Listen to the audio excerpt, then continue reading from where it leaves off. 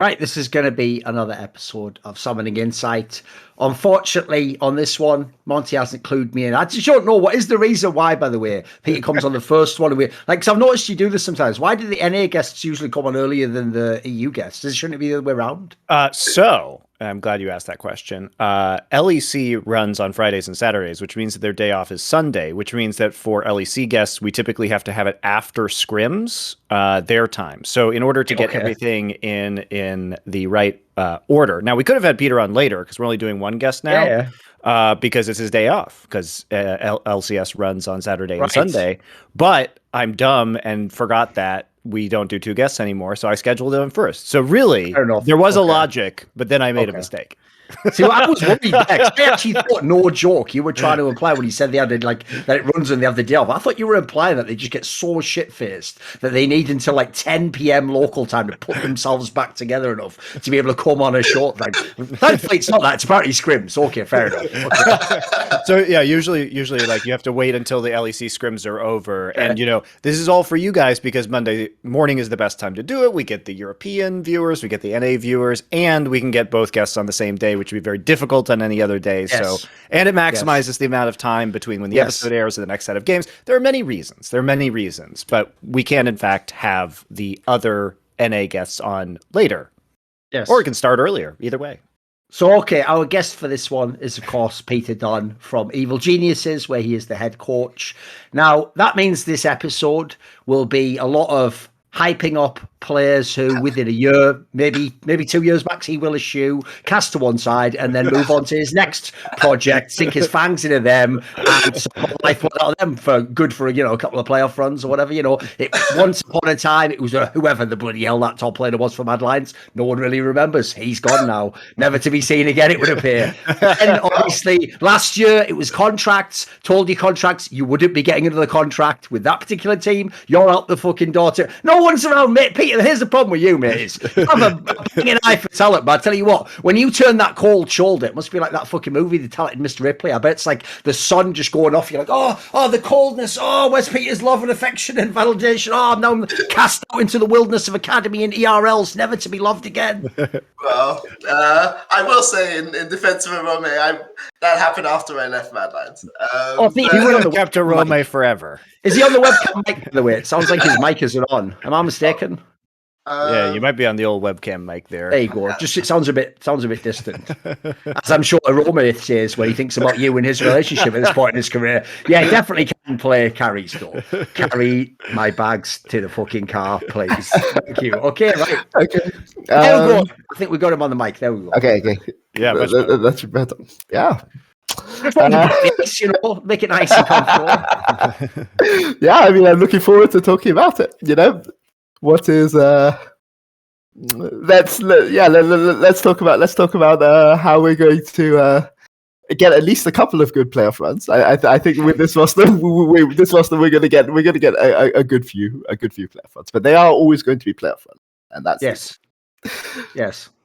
Because there's jokes aside, this obviously has been a key component of your career. Aside from the period when you were in the smaller regions, when you've been in the major regions, your teams have been built around players that have come up through the org or have been selected to come. They're not just the big names, they're the best players on paper. Like people would even say, actually, at this point in your career in EG, in the off season, this is quite a bold off season move by Evil Geniuses. You could go with a lot more established names. In fact, if you look at some of the names who aren't even in LCS, they're some of the literal MVP candidates in the last years that could be playing roles such as mid lane, ADC, etc. Yeah, I mean, Jizuke was first team LCS, right? At the end of last year.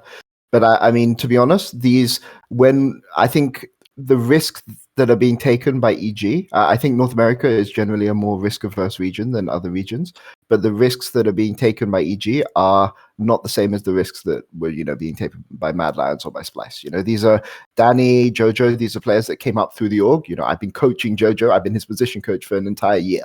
And with Danny, I was working with him for at least 4 months, 5 months before we even considered, right? But whereas when you bring Kaiser or when you bring a humanoid or something to Splice, obviously they weren't part of the org, so there's a little bit more risk involved there. So I take the point. I think it's a fair point. Obviously, this episode is going to be, at the beginning at least, talking about these players. Because as we say, like at the end of the day, before you even get into the topic of who the JoJo player is, that could have been Jizuke, Jens. These are enormous name players who people would expect to be potential champions. So before we do that, right, at your own request, I will say, like, listen, you can make the request, but I'm not going to pretend. I'm just going to read your words out like a script writer, and I'm just some peon. I'm not on the LCS, mate. So. Oh, let's talk first, obviously, about the player that made this type of a roster possible, which was, of course, Danny from last year. Where when he came, go on there, Monty. Oh, I want to talk about Danny first because I want to throw my theory out there. Yeah, I want to throw my theory out there about what Peter Dunn does when introducing players to teams. Because I talked about this in the last episode, if you remember, Thorin, about how Jojopyun was getting a lot of hype. He had a lot of diverse picks, but one of the characteristics of his play that I thought was really not talked about in all of the, oh my God, look at this guy, big hype, lock-in tournament, doing so well for a rookie, was that he's actually playing a pretty low economy style overall. And I saw the same thing last year with Danny, which is as follows. Pretty decent laning phase a lot of the time, which you can expect from a kind of like a high skill solo queue player. And then what happens is in the mid and late game, the team plays around other players' strengths. Last time it was Jizuke that was receiving a lot of those resources, which also, to be fair, is what Jizuke's playstyle demands. And you have to be cognizant and savvy about how you're allocating resources with specific players, right? Now, the difference is this time around, so far in Lock-In and LCS, we've actually seen a lot of the resources funneled into Danny as if he's taking a larger role in carrying the team. Because remember last year, everybody thinks about the Danny pentakill, but they don't think about the fact that Danny was playing Tristana and taking turret plates for like most games. That was like his fucking job, while the support was running around the map, helping Jizuke, or Jizuke was solo split pushing. Like Danny was basically taking objectives while other players drew pressure to other sides of the map and took those resources. Now, the way I look at Jojopyun now is that he is doing effectively the same thing, and a lot more resources are being funneled into Danny, which in my mind is an excellent way to introduce players into professional play, because the expectation is do what you do well that you've learned from solo queue, which is some nice laning, maybe a pretty diverse champion pool. And then you alleviate that pressure by allocating the resources to more veteran players in the team. Is this an accurate assessment of how you are playing with these, like when you introduce rookies to teams? I think that's the default. I don't think it's everything, but I think that's a when you bring in a rookie to the team, they're not going to be the primary shot caller of the team. There's a hierarchy within a team. And obviously, we have veterans on this team. We have people like Impact, we have people like Inspired, we have people like Vulcan, and they get a large say in how the team plays, how the team shot calls, how the team interacts with each other outside of the game. And it's just natural. There's a hierarchy when you're coming in. And I think it's hard for a rookie to go and shape what that hierarchy. And I think, Thorin, that's a very fair shout out, because I don't think I've ever been on one of your shows and asked to talk about things in a certain order before. But when we go and talk about Jojo, I think Jojo is not a traditional rookie in the sense of what a rookie is. And I mean, I think Danny is, and I think that's it's good to talk about Danny first. On the Danny point, like Danny is kind of one of these players who you will only see coming up, like last year, this year, now that League's been out for a decade. Danny's 18 now. He's been playing League of Legends since he was 6 years old. He was better than me at playing League of Legends since he was about 8 years old. He's literally been grinding this game for a decade, in the same way that you might see somebody in a conventional sport, an ice hockey player or a football player or a tennis player. They're trained. These things, these instincts, these ideas about the game, these mechanics have just been trained from a very, very young age, and he has like insane instincts, and that only comes from when you have like a huge amount of time invested from a very young age into this game. I mean, that's pretty ridiculous. You could be a rookie but have been playing the game for like 10 years. Yeah, I mean, it's a bit different from people in season one, isn't it?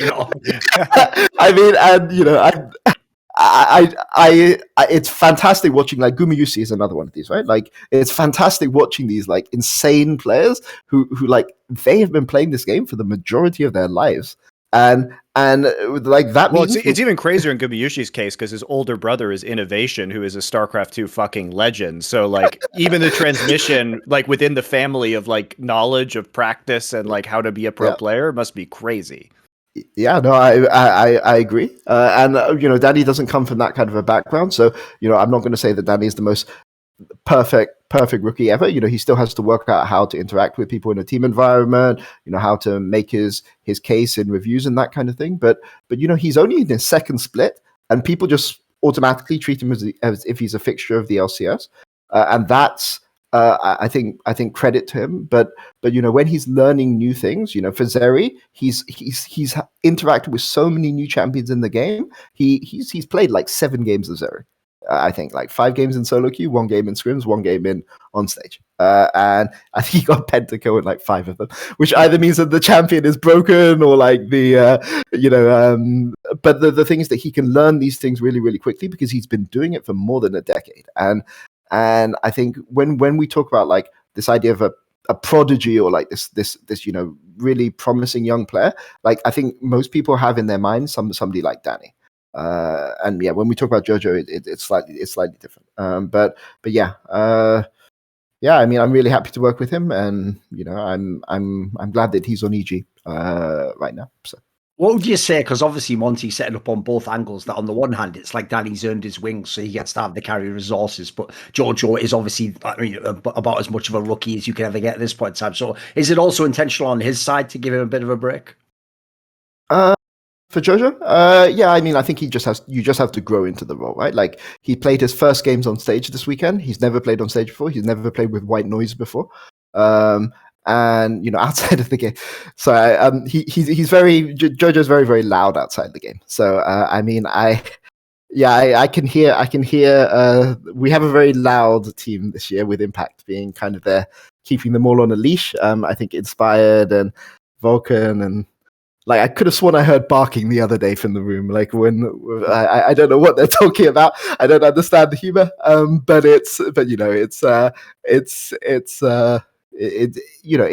He's the youngest player. He's coming into a team environment. He's with these players. All of them have been to Worlds. Well, I mean, Danny hasn't been to Worlds, but Impact's been to Worlds so many times. Inspired has been. Vulcan was double LCS champion. It's natural that he's going to be at the bottom. And of course, Jojo, he has a lot of self-confidence, and so maybe it's easier for him rather than most rookies to fit into this environment. But it's just natural when you bring in a new player to a team. They are naturally going to take time to adjust, and they're not just going to come in at the top of the totem pole unless they're literally somebody like Perks, and then it's a bit different, right? You said that the Danny guy had been playing all those years, but wasn't there some story like you alluded to, like you'd already been scouting the Jojo guy for a couple of years, right? So he was 15 or something when you start watching him. So I think it was Firefire that I've known for a couple of years. I've only known Jojo for 18. Oh no, I guess it's been a couple of years now. But this was a guy at the top of solo queue in North America. So obviously you look at you observe all your options, right? But I think with Jojo, I wouldn't. 18 months is close to 2 years, but he's somebody that you just assume is a Smurf account when you see him for the first time. But yeah, I mean, he was there in solo queue, so it was somebody that was. I think that the thing that stands out is how aggressive he plays the game. He's really, really aggressive about the game, and I mean, I think with I mean, can I talk about Jojo for a bit? Sure. Okay, just to contrast him a bit with Danny, like Jojo he comes up from Fortnite, right? Like he's been playing. He was playing League of Legends when he was a kid, but I don't think he's ever really played it seriously. And there are a lot of things where with Danny he just understands the game, like he lives the game through and through. With Jojo, he's still learning the game. And maybe this is a bit of a risk promoting him into LCS because, to be frank, EG want to go to Worlds this year, and 3 teams go to Worlds from North America. And Jojo, these are the expectations. Jojo has even higher expectations, but the expectations were when EG picked up the Sky that he will be a top 3 mid in North America in a league where we expected Jensen and Jizuki to have teams. He will be a top 3 mid, and if he's not a top 3 mid, we work on the understanding that the rest of the team are carrying him, and he's not pulling his weight. Now, why have we taken some guy from from Fortnite and put this pressure and this expectations on him. Well, to be clear, there was a lot of decision making in this off season around whether Jojo should be in the team or not. And I don't think I don't think Jensen was somebody that we were considering, but there was a lot of like the top people who were moving were available. So why Jojo? I think the first thing to realize about Jojo is, firstly, he's new to League of Legends, but he is this good despite not knowing anything. And when I say not knowing anything, we were in review. We were watching the TL series. So obviously we lost 3-0 to TL. And Inspired had the mic and had the mouse, and we were talking about some team fights. And we're against GP. It's a second game. And Jojo is just sitting there, and we're having a discussion, and then there's a team fight, and he's like, GP barrels can crit? And then the team is just silent, like nobody says anything. And then Broken is like, are you serious? Like, and you get these stories all of the time with Jojo. Like people maybe see it publicly as like disrespect, but he's only been involved in competitive league in academy last year, and this year now, he doesn't know. Bjergsen's a coach. To him, Bjergsen, he's not this legendary all-time LCS player. He's just a coach that like transferred back into playing. And when he has this tendency to not respect like history, because when he was in Fortnite, when he was 13 or 14, he was coming up, he would be somebody, he just stream snipe these top players. He would stream snipe them, challenge them to one-to-ones, and just smash them as a 13-year-old. Like, even though these guys were like the most respected people in the Fortnite community, and he would just smash them. And that's how people knew who he was. And when he made the transition to pro, that's how people knew who he was. So maybe there's a little bit of that kind of disrespect for authority that he has coming into league, and he believes that he's only limited by himself. But it's a very, very different approach to Danny, because Danny is somebody who literally like lives the game. He like understands the game fundamentally so well. But Jojo, every single time he learns something new, and things like the loss against TL or the loss against Cloud9, those are things that he will learn, and he now has in his database, and he learns incredibly quickly. The only question is, was his base level high enough? And we sent him to Europe, because Worlds was in Europe, to boot camp, to see if his base level was high enough. And we got to be clear, when we said Jojo and Danny to Europe, Asian teams, not T1, I can't say which team it is, but not T1, were offering Evil Geniuses scrims because they thought we'd sent our entire team there. Because Danny, and because they were so impressed by how strong Danny and Jojo were in solo queue. And people were asking for one-to-ones and that kind of thing. And that was when we kind of sat up and took notice, because the plan for Jojo was to try to maybe send him to an ERL for a year or something like that if he wasn't ready. But we thought that he was on the boundary, but we actually, because of the improvements he made, we thought he was ready for the step up. So how true is it that because of your European like boot camp, like you're saying during Worlds, how true is it that Jojo was like a key part of getting Inspired on the roster? Because that's kind of a narrative that I've seen floating around, that Inspired was sent the highlight montage of Jojo, and that he's like, yes, I want more of that as the like reigning EU MVP. So I think I'm not sure it was Inspired saying, I want to come to North America to play with Jojo. It was more a case of Inspired saying, what, you want to bring me to North America and pair me with this rookie that I've never heard of before? At least show me some clips. I think it's more like that rather than the other way around. But it's worth saying that, Jojo, from his performances in Academy, there are a lot of people, especially in the Polish scene, who know who he is, because lots of Polish people were watching Mystiques play in Academy. And actually, we had some requests from some Polish streamers to even co-stream some of our Academy games last year. So people in Poland know who he is. So maybe it wasn't as hard versus, say, if we brought in Elioya. I'm not sure many people in Spain know who Jojo is, but there's a decent part of the Polish community that know who Jojo is. So I've got a story for you that I can explain the way I want to ask this question about this player.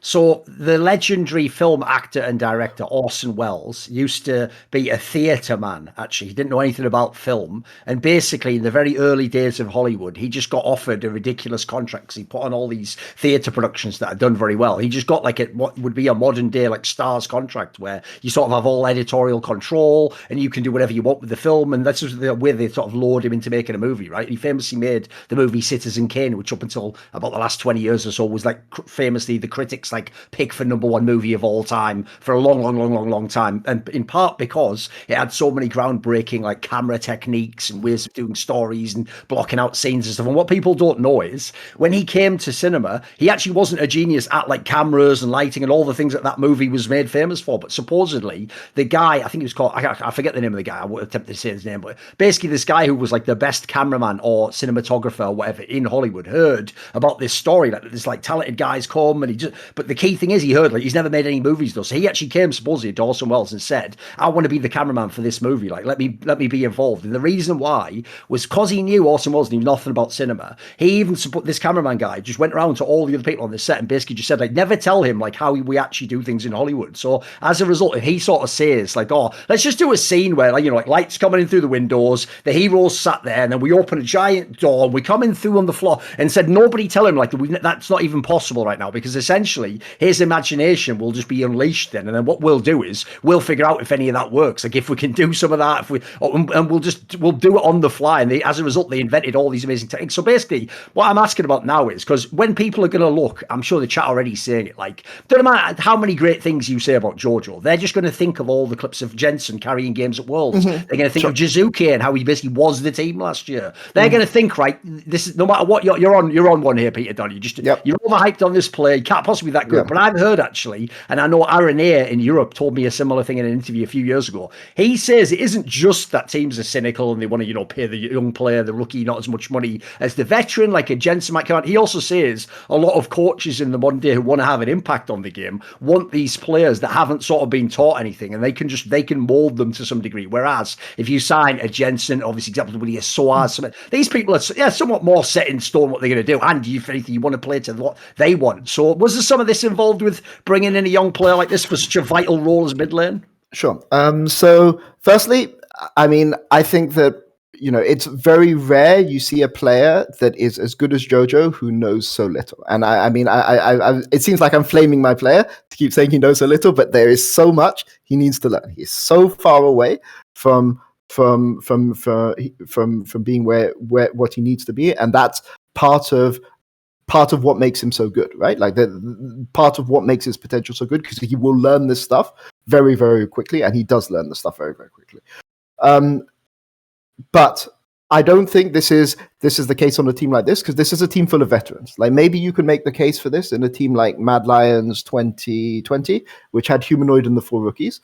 But in a team like the current EG, that's just not going to happen, because you have a team that has 3 like super veterans who are going to have a large amount to say. It doesn't matter, you know, what I as a coach, or Turtle who's handling a lot of their day-to-day running, and you know, I'm also helping, but he's the strategic coach. They're going to have a huge amount to say on the game.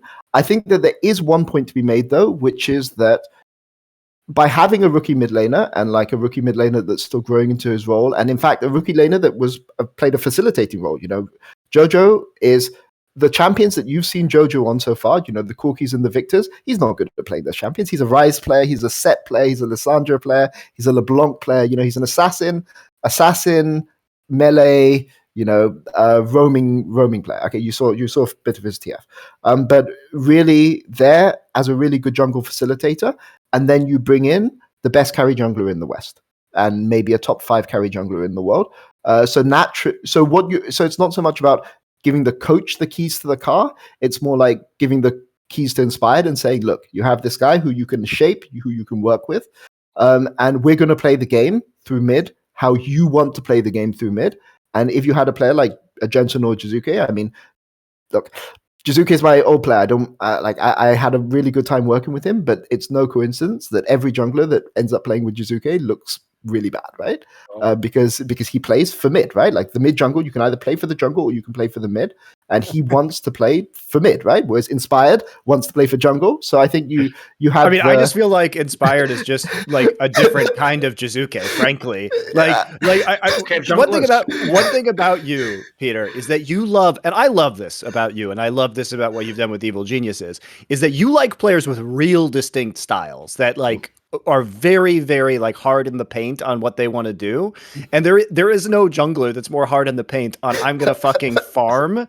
And like I love Inspired because I love watching his pathing. I think he's incredibly intelligent. I think he introduces an element of danger to games where it's like, because you never see him, he's like a fucking ninja. And like, because he focuses on farming and like counter pathing the other jungler, he introduces this kind of sense of dread to enemy laners on the map. And he's like always in fucking weird places, but he's elusive. And you just as a team, you have to play around that. Like Rogue had to play around that last year, and you guys are definitely playing around it right now. I mean, if you look at him statistically, he's like leading the charge in like he gets more of a share of CS after 15 minutes than any other jungler in the LCS through lock-in in the first week so far. And this is he's higher up in like CSD at 10 and 15 minutes than any other jungler. These are the exact same stats he had on Rogue. And what's so interesting is like the jungle.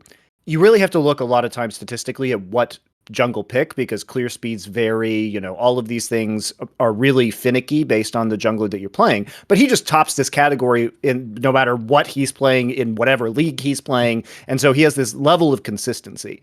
And like I find that very interesting that you guys went after Inspired because I mean, it lines up with what you're saying about Jojo, that he is very malleable being a young player. And I'm sure for Inspired, he's like, yes, you will play around my style, as a jungler. I'm sure he loves that shit. I'm sure he loves it. European clear love? Yep, Inspired really, really does love that shit. What I will say, though, is I think that now that you've seen Malrong on Rogue, and Malrong that is very interesting, by the way, because he is the exact fucking opposite of Inspired. Like he is, you couldn't have gone like 180 harder between those two junglers, and it's really fascinating to see what's going on over there.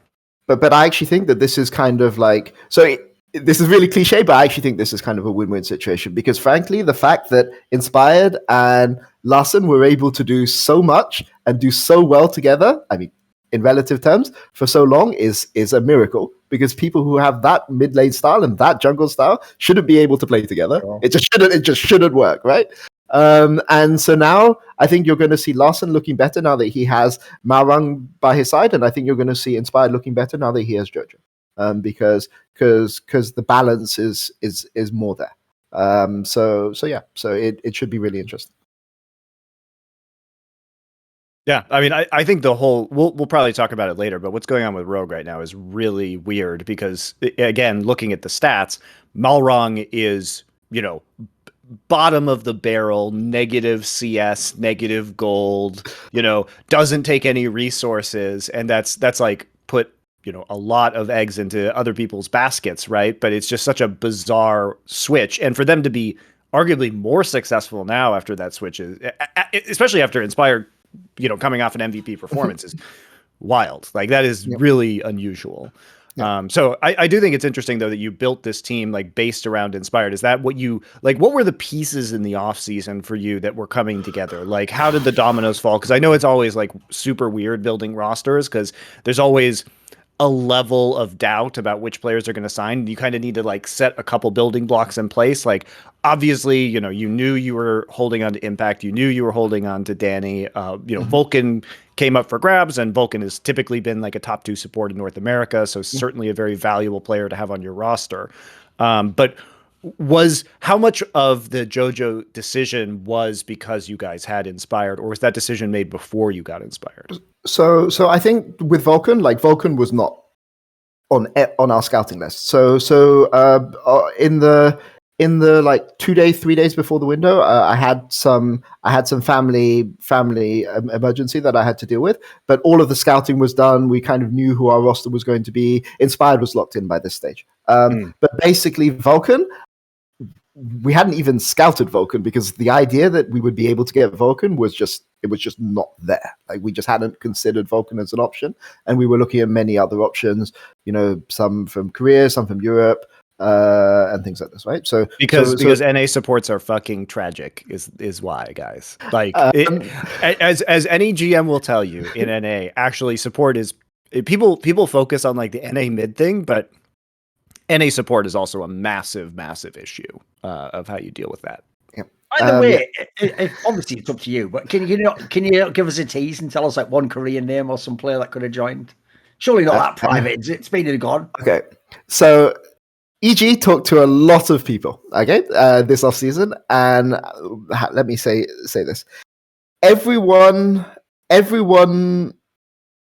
was considered, and everyone that made a move this off season, with the exception of Dayor, the Astralis guy, was scouted. Every single person. Almost all of the big names you can imagine, and all of the rookie names that you can imagine in LEC, and in the top. So I don't know, who Nongshin brought in and things like this, right? But every single player that has moved to a top team in Korea or in Europe was scouted, and considered better than all them. What's the logic? What's the statement we're sort of constructing here? I mean, just because Chovy was scouted doesn't mean Chovy was an option, right? Of course, yes. Okay. but everyone that could possibly be considered was considered, and I think that there were two big name Korean sports, and that's all I'm going to go into. Okay. But Vulcan wasn't on that list, and the fact that we got Vulcan, I was dealing with my family issue, and I got a call from Andrew Barton, who's our GM, saying Vulcan's available. What do you think? It was cool. Vulcan's available. I mean, Vulcan. I will be clear. Since I've been in North America, Vulcan is one of the few players that other players have come to me and said, if only you had Vulcan, I would play for your team. Right, and I've had multiple top North American players or players that have been in North America saying they really want to play with Vulcan. So yeah, what is the appeal that they say? They think that he's by far the best North American sport, but also he's mechanically solid and he has a good understanding of how to play the game. Whereas I think there is I don't know if it's elitism or there's an idea in North America that only a certain group of players understand how to play League of Legends, and you want to be on a team with some of those players, no matter what. And I think this is something you saw with Bjergsen saying that he wanted to go to TL to play with a certain player. I'm almost certain that's called JJ. Of course. So there's these kind of groups of players. So the fact that we could get Vulcan was, I'm super, super happy about it. And for a player, like Vulcan is not one of those players who fits into a specific style, right? He's one of those flexible players that allows you to have kind of you can't have 5 specialists in a team, right? You need to have 1 or 2 people who balance out your specialists. And I mean, to have Vulcan in that kind of a balancing role is really, really valuable. So obviously the joke is that they only offered Chovy to play support in the team. He had to be the support, and Jojo was still the mid because listen, you haven't seen what Peter Dunn saw 2 years ago in a Fortnite game or something. I'm fucking with the sniper rifle or whatever, and he saw.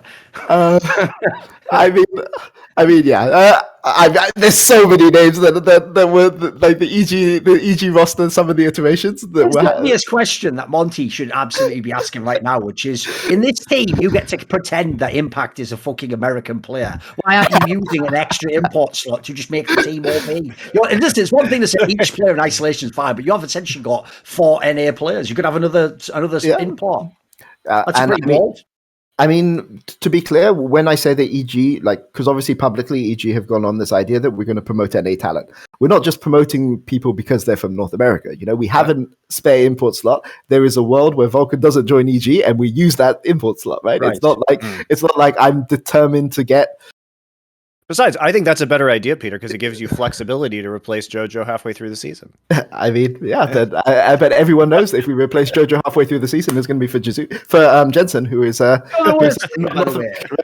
don't even have anything against the Jojo guy. Look, I will say some of his trash talk, because he is just a 17-year-old that knows nothing. It just it falls a bit flat for me. It rings a bit hollow, I think it's adorable. He's not on the Doublelift level, He's not on that level of savagery. But I will just say the reason I actually despise the that you signed this player is because I already know how lowbrow the level of humor is in NA, and it's just going to be people making that shit joke about that fucking anime, JoJo's Adventure, whatever the fuck, Oh, no, just the yeah. whole year long. The whole year. Like, God forbid you ever play a bard and he goes with the fucking, oh, I can't even handle it, Peter, please, no. Don't, I can't take it, mate. It's too much. NA is the worst for driving memes and jokes into the ground, just meme it into the ground. Like, I don't want to hear that anyone's ankles got broke. That was just done about a year ago. You said it 7 million times, Casters. Mercy, please. I'm so sad that Jensen and Jizuka aren't in the league, especially Jensen, because like I want Jojo to be able to play against Jensen, because the worst thing that can happen is the entire year Jensen doesn't join a team, and then people are like, oh, you know, why are they signing Jojo? You know, It's okay.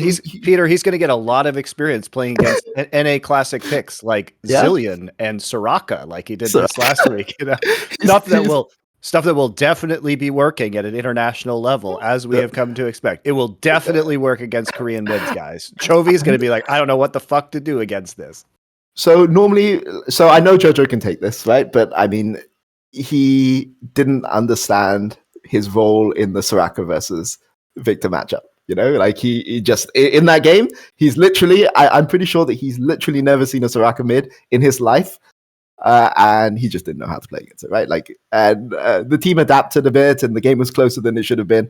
But the way that he played the mid lane matchup was just completely wrong. And you know, the next time he sees a Soraka mid, you know, Cherry pulls out Soraka mid at Worlds this year, he's going to know what to do. So I'm surprised. I'm surprised to hear you say that, because like it really felt that I really enjoyed your game versus Cloud9 first off, and it really what I loved about it was that you had a very, very strong plan. I felt coming into the early game of how to try and punish this matchup, right? Mm-hmm. You have you push very aggressively early. You have a 3-camp start for Inspired into an invade when you know Olaf is likely to be full clearing the jungle.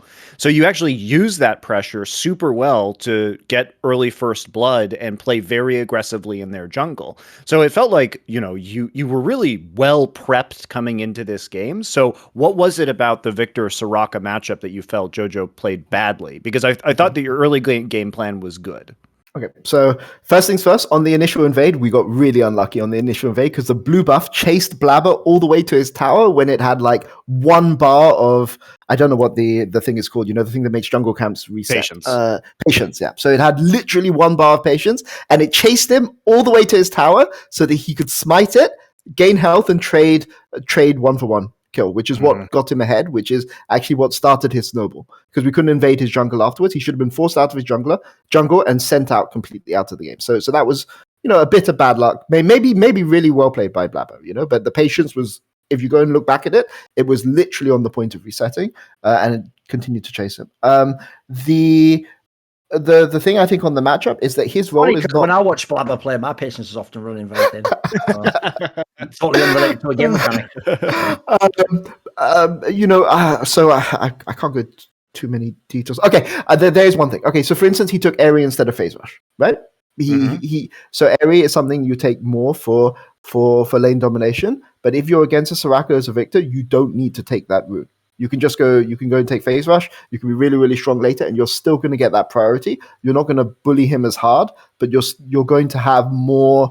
You're going to have more utility later in team fights. His role is not to force the Soraka off the map, right? Like even if Soraka is 30 CS down to you, Soraka is still going to be useful, right? But yeah. So it's I forget what the starting item was. Was it Airy Corrupting Pot? That's a typical Airy start? Yeah, I think so. As opposed to Phase Rush Dorans. Yeah. Exactly. Okay. So he doesn't need to do that. He doesn't need to smash the enemy mid lane into the floor if the enemy person has a Soraka. Same sort of thing. Enemy is a Zillion, right? And you know he played against 2 of his last 3 games, because it was the final game of the TL series, were against supported mid laners that he's just never seen in Academy. I mean, he's the one playing the supported mid laner. Like his best champion is actually Lulu. Lulu and Silas are his 2 best champions. So he's the one normally playing on that side of the matchup.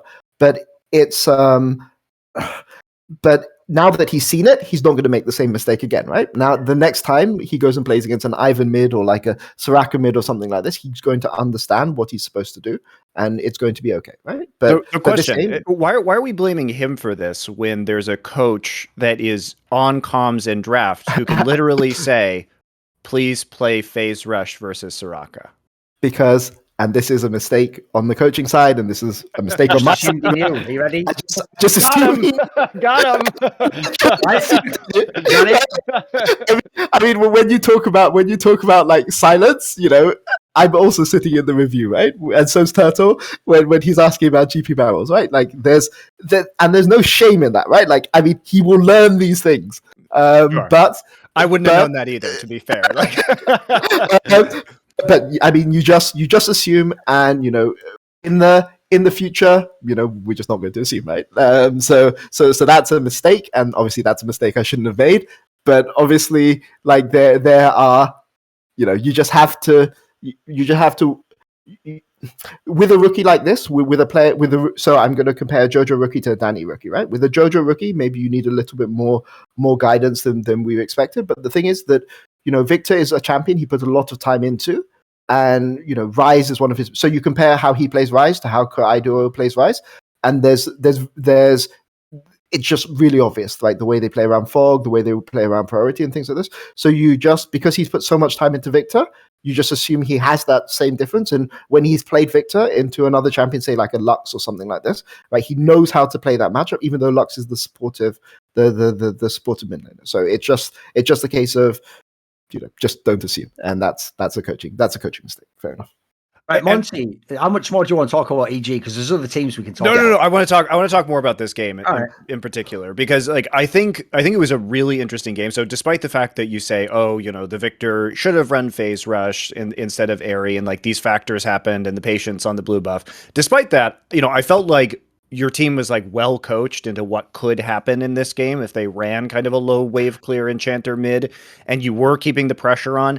I think what was interesting, and I think we can parlay this into a conversation about what Cloud9 is doing, because I think a lot of people want to hear takes on that, which is that you don't have to have priority on Soraka to basically fight with Soraka, which is that I felt a lot of the biggest problems from you guys were actually that you were taking these skirmishes in the river when you had mid priority, but that Soraka would just ult on this increasingly fed Olaf and win these fights. Mm-hmm. And to me, it was the biggest mistakes were trying to take those fights or thinking that you could, which obviously is, if you haven't played against a mid Soraka, it's very, pro players may not remember that in the moment because it looks like a favorable game state, and you have to like take a step back and say, no, it actually isn't, in a more unusual way than normal. So is that sort of in the execution or in the setup? In the setup of when you're taking fights, like what could like look like a mistake. You have a mid priority. Olaf is in river. You think you can take that fight, but the fight is over because of Soraka interference before Victor can move. Yeah. So I think. Yeah, I mean, I think we had some of those issues this game. Obviously, there's a situation like in the game where Jojo tries to flash for Olaf and doesn't kill him, right? So I think it's a little bit mechanical mistakes. I think it's a little bit of of setup. But obviously, again, this, and when we talk about the rest of the LCS, we can go into this in more detail. But we've been playing a lot of scrims, and we haven't been playing a lot of scrims against a comp like this that functions in this way, right? I would assume that's true, because you would have been scrimming Cloud9 before your first week of playing with them, and they're the only ones doing it. So and I will say also that this was a new patch. So the finals weekend for Lock-In was played on a new patch from the rest of the tournament, which is fine. Lock-In is not like a serious tournament. It's a warm-up tournament, but obviously we didn't adapt 100% well to the new patch against TR in the finals. And then it was also a new patch come into first week of LCS because Zeri wasn't enabled in Lock-In finals. So it's also a little bit on the new patch, a little bit about how we're going to adapt to the new patch. Obviously, we're really Zeri is a Danny champion, right? So we don't have time. So we get a bit lucky on that. It favors us a bit more versus the patch that was played at the Forlocking finals. But it doesn't. It means that we don't, because we're spending all of this time learning the new patch. We're not spending that much time like thinking about diversifying styles, right? Normally that's something you do either hard in preseason or something you do on the second week of a new patch. Because first week is learning the new meta, right, for champions. Sorry. Okay, so do you want to do that in the Cloud9 then? Yes. So let's talk about Cloud9 then, because obviously your game was very interesting against them, because it was, I would say, similar in spirit to the first game, in that they're running a enchanter mid lane that basically the purpose of the compositions is to allow hyper carry potential from the AD and jungle roles. In a broad stroke, both of these comps are trying to do this. They were both played into Victor, Ivern and Soraka, and it was very different and very, I guess, unexpected. I certainly learned a lot myself watching some of these games, especially the Ivern one, which was very weird but surprisingly effective. But they play out in different ways, because the Ivern had like a weird priority by using Daisy on the wave and then using the Ivern shield to wave clear very aggressively to enable access to the river, whereas the Soraka was using ults to provide support into the river. So the priority was different, but the kind of fundamentals of the comp when they actually played out in team fights was somewhat similar. Yep. I mean, I think this is it's basically just about it's a new way of funneling, right? You play low resource mid, and I mean, there's something TR are doing right with Zillion as well. It's something FlyQuest are doing with their smites, smite top janners and things like this. So I think this season is about funneling hyper carries, because of how objective bounties work, because of other changes they made to items and things like this. So it's just a new way of funneling, and it's a different approach to funneling. And I think most teams are going with reducing jungle resources in order to pump more into other roles. But I think that the Cloud9's answer is to cut resources from mid, and I think it makes bot lane incredibly important this year, especially with the teleport changes as well. Right, that's also played into it, because you can't preemptively shut down your opponent from committing resources into bot by making plays on the other side of the map and then TPing down. So I think Cloud9's approach is smart. I don't think they're blind picking Soraka. I think not Soraka. Sona. I think Sona. I think Sona may be a Yumi counter, but who knows? Right? Maybe they think Sona is that OP, but Sona is the best champion in the game at doing this. But yeah, it's just an interesting approach, and they've got Berserker, who obviously looks incredibly strong so far. So it's a good way for Cloud9 to play the game with the players that they have. You buy the hype of their roster? I mean, I think Berserker is somebody, when I was doing my preseason scouting, is somebody that impressed me a lot. Summit, I think it's interesting because both Summit and Berserker are high resource players. So like really, really high resource. Like Summit is a very high, he's almost like a Marin level high resource player. So how they balance that, I thought that would be one of the challenges that Cloud9 would have, how they balance the high resource players.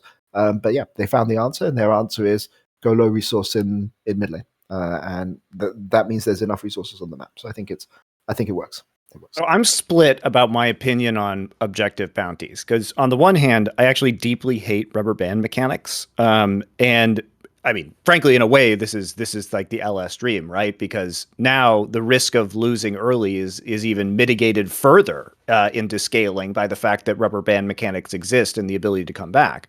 But the reason why I like it in certain ways, even though I think it's kind of perversely manifesting itself through Janna Smite Top, is that I want to see star players flip out and carry games. And this is an excellent way to control the resources better of where you allocate them, and it makes it more clear in many ways who teams are playing around, who those star players are going to be. And I think it's enabled players like Blabber in a way that he was never enabled on previous iterations of Cloud9 since the Niski era, where he was very strongly enabled. But it's really fucking fun, honestly, to see him on signature champs like Olaf, and then also on the Gwen, be able to press early advantages and take these leads. And I think, for Fudge, who's a player that actually doesn't, in my experience of talking with him, doesn't have much of an ego at all, and is making a role swap transition to take a more passive role to kind of ease him into that job, while a lot of, bringing on very strong teammates, whether it's a veteran player like Summit or a newer player like Berserker, who are kind of handling more of the carrying responsibilities. Although I will say Summit feels somewhat disconnected from this team right now, but I think that's understandable given the fact that they've had a few days to play together. I think it's remarkable that they're looking this good already, in fact. Yeah, no, I agree. And also it's part of being on top lane as well, right? Like top lane just will naturally feel disconnected because of all the changes they made to it this offseason. But I think they found a balance, and it's a very interesting year because, when I was looking at this roster construction, that was the one concern, because obviously Blabber, also a very high resource player at his best. He can play low resource, but at his best, he's a high resource. He had a player. Well, the problem with Blabber is he plays like he has high resource even when he has low resource, and then he just ints. So you can play like that, I guess, but I think it really limits your upside if you're Cloud9. I mean, if he's going to int, put your mid laner on Lulu, Ivan, and let him into his heart's content. So yeah, it's definitely interesting, definitely a new challenge for us to kind of approach. And maybe it's the best way to play the game. Who knows? But you must be loving this because, like we said earlier, you like creating teams with very strong player identities. That's your fucking jam. So like this meta and this method of funneling resources should delight you in some ways, I would imagine. Well, I mean, if this is the meta, I have like an insane enchanter mid player. Like, so I, back in the day, I was a Janna top one trick. So, I appreciate the smite. People hate it, but I love smite flash Janna top. This is the dream. Just roam around with Janna. This is what I used to do on Janna before it was the thing. And also my mid laner is he's like a Lulu. He can play Lulu. He can play Karma. He can play all of these champions. So if this is the meta, then that's super, super good for EG. But let's see how it does. But obviously, I love this approach to the game. I don't think it's the best approach. I'm gonna stay on the Renekton side for now.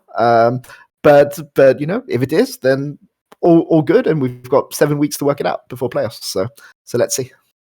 Right, obviously, we talked about Cloud9. I want to talk about the other traditionally great North American team, which is, of course, TSM. So here's some stats for you guys. TSM has lost every single game they've played in this split so far. They are literally the last place team in LCS. And so technically, as they've won 0 games and they are last place, they could be the worst team in the entire world of League of Legends. That's actually, listen, that's not my opinion. That's just the way that stats work, facts work. I just wanted to be able to say that on an episode of Something Insight. That's where we're at, Reggie. That's how far you've come.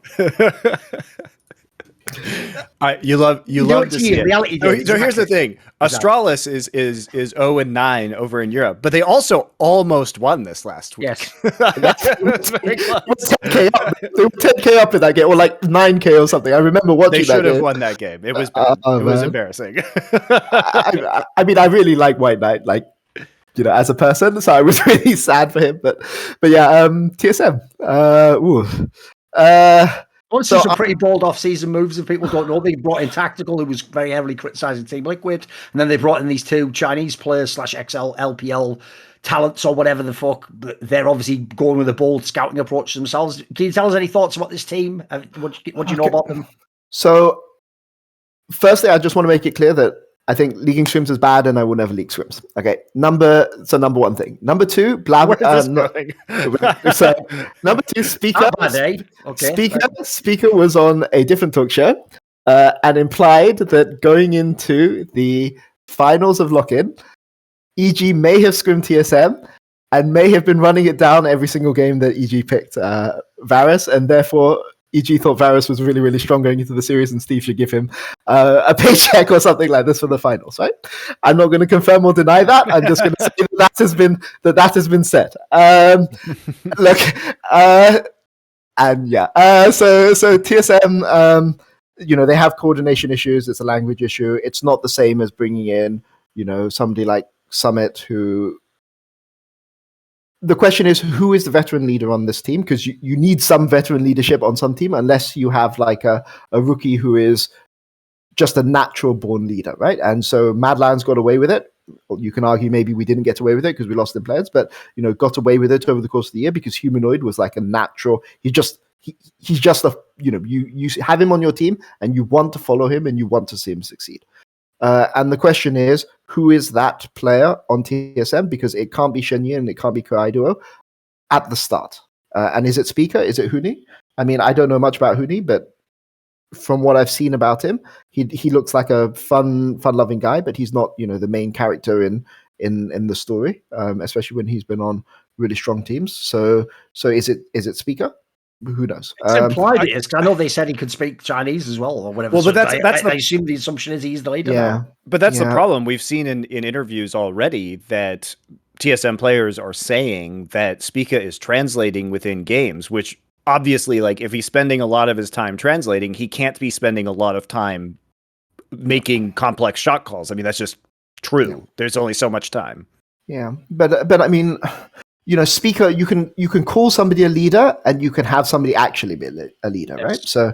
So like again, Perks is the default example of this, right? Obviously, Perks is playing really well in LEC right now, but he's not always playing really well. Like sometimes he just plays really badly, but it doesn't matter because he is the leader, right?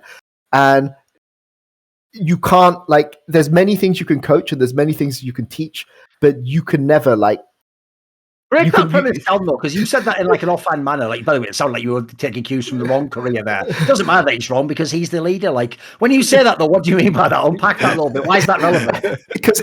Because it means people will follow your call, right? It doesn't matter how badly you're doing or how badly you're playing individually. If somebody and it's really hard. Like if you see it in a player, you know it when you see it, but it's really hard to go and say this guy is that guy, right? And the only reason I'm mentioning Perks is because so many people over so many years have said it, right? So I've never worked with Perks. I don't know what he's like at all. Maybe he's super quiet again. I doubt it, but maybe he's not.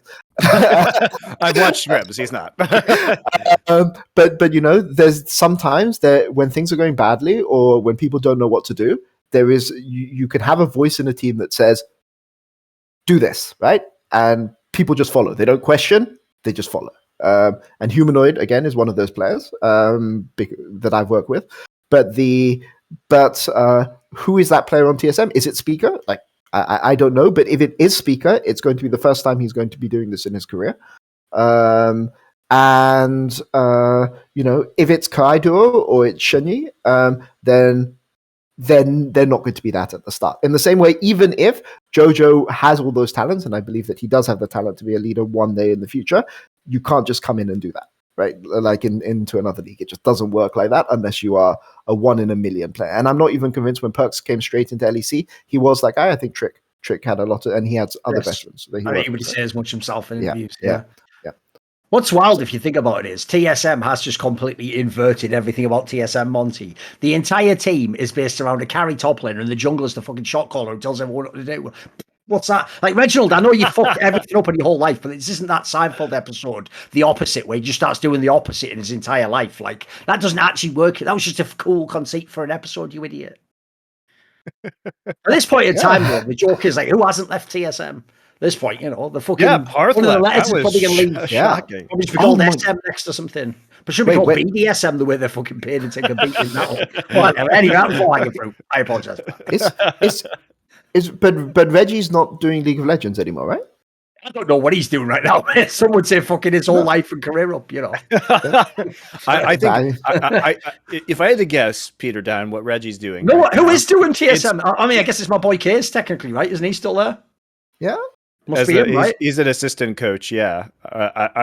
I think Reggie probably can't do anything right now until these investigations conclude. Would be my assumption. By the way, let's be real. I know the whole time he was the coach, like Path kept going, I'm not even supposed to bloody be here, like Dante from fucking Clerks. But he was the coach that won loads of championships. And I always got the vibe that in their relationship, like, listen, if it was Monty I was talking to here, I'd actually use like a cultured reference and say he's sort of like the butler from PG Woodhouse or something, like getting everything together and whatnot. The problem is none of the kids and Zoomers are going to know what the fuck I'm talking about. So instead, I'll just say he's more like, I don't know, Smithers and Mr. Burns. That's some sort of relationship I imagined they had, where I thought Path just did everything. And then Reginald just sat around going, and how can we fuck Team Liquid now? Or whatever. Like, I don't know, Reggie, I guess we're trying to fucking pay for their players or something. Like, that's always like, because I don't know what's going on at TSM now. It's actually getting sad, Peter. Like, I wish I could make that whole segment really fun. I've only got 5 minutes out of it. They're going to be just an underwhelming team this year. Like, there's no way this team's winning the LCS or going to Worlds, mate. Yeah, I mean, there's I mean, apparently in the chat somebody's saying they have Dominic, who's a new VP. So the VP of esports, the new VP of esports is Dom, who came from Genji. I actually know him. Okay. Thorin, I'll let you opine when I issue the following statement. I don't know how many other divisions he was part of, but he was part of the CS:GO roster for Genji and putting that roster together. It was all right. It wasn't great, but it was all right. Just okay. Competent guy though from my conversations with him. So I think interesting hire. But I mean, to be clear, like if you dislike a team, you want that team to be strong, so you could go and if you're a coach, smash them yourself, or if you can, or if you don't like a particular team, you want them to go and have their dreams taken away from them, right? Yes. So more the latter, mainly, but yeah, that's me. That's my master. That feels like take from them everything.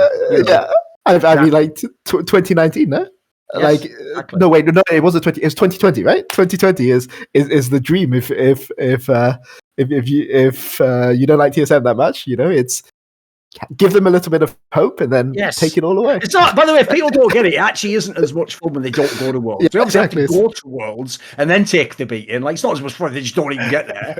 So people don't get it. In summer, I actually low-key pull for it. In fact, my dream is if they do win the summer split, because then their fans start to go, maybe, I think this it could happen this time. And then they just get, and then that's when soul crushed. If it's a team I don't like, if it's so I think there's only like one team that I dislike in League of Legends, which is which Turkish team is that? No, it's actually Red Cannons, but there we go. I never want that team to be bad. Like it's if they're just bottom of the league, I don't want to. That's just sad. It's just I want them to be really good. I mean, and then, I want them to go to the finals and cheer against them. Right, like that's it.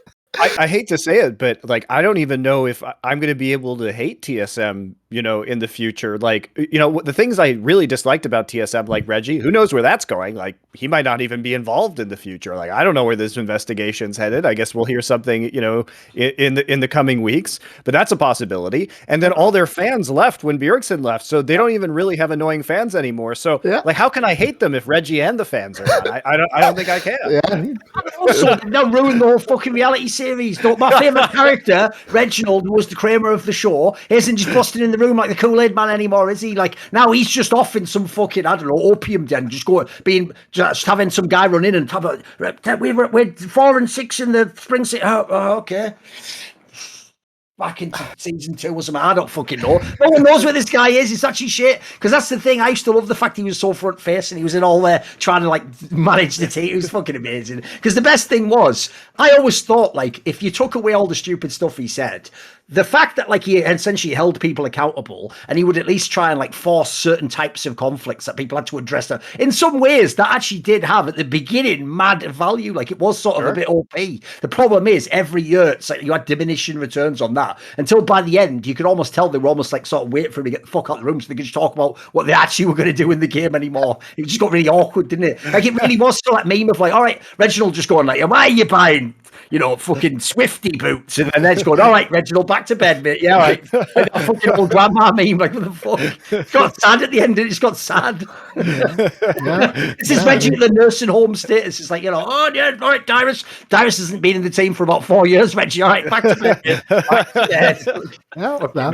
I mean, I mean, yeah, it's kind of sad. So I hope they get it together. You know, even though it may be worse for EG's chances at Worlds, you know, you want good competition so you can go and smash them into the floor, right? It's no fun just smashing bad teams, right?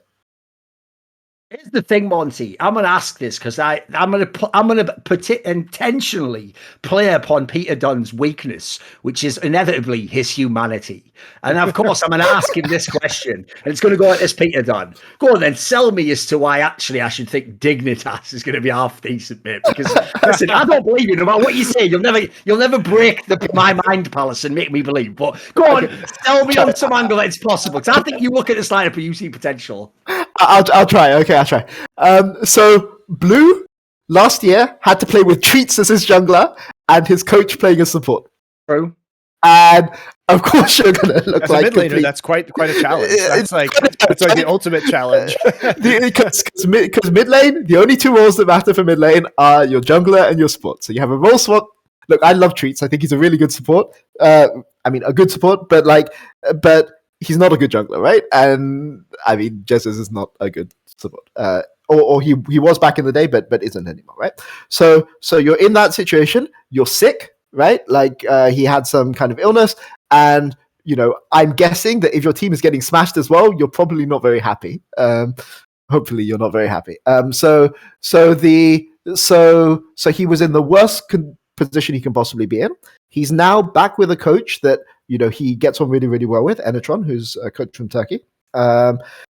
And he's comfortable in a region where you could argue that mid lane got weaker, and whether or not mid lane got weaker doesn't matter, right? What actually matters is there's the perception that mid lane got weaker, which means that can, if you're somebody that relies a lot on confidence, and you know you need to be able to play on the limits to be at your best, which is what Blue does need, then if you have less respect for your opponents, then that can make you look a lot better. And I think if Blue learns to play with some disrespect, and he's had a good chance, you know, because of how they did in Lock-In, he can become actually a good mid laner. I don't think he's going to be the best mid laner in the league, but he can be up there challenging. And River is obviously great. Like everyone knows River is great. The rest of the team, well, you only need a good mid jungle to win. And that's not. I actually think Neo's pretty good. I think Neo's pretty good. Neo's wrong with him. Yeah, it's not wrong with him. Neo's yeah, he's all right. Good. I did vote Neo for because I couldn't vote for Danny last year. I did vote Neo for my rookie of the split. So yeah, okay. So they do have some pieces, but it's really going to come down with this team to mid jungle. And I think, if anything, I think you would say that ADC is probably the most stacked position in LCS right now. I think it's pretty easy to say, actually. Yeah, it is.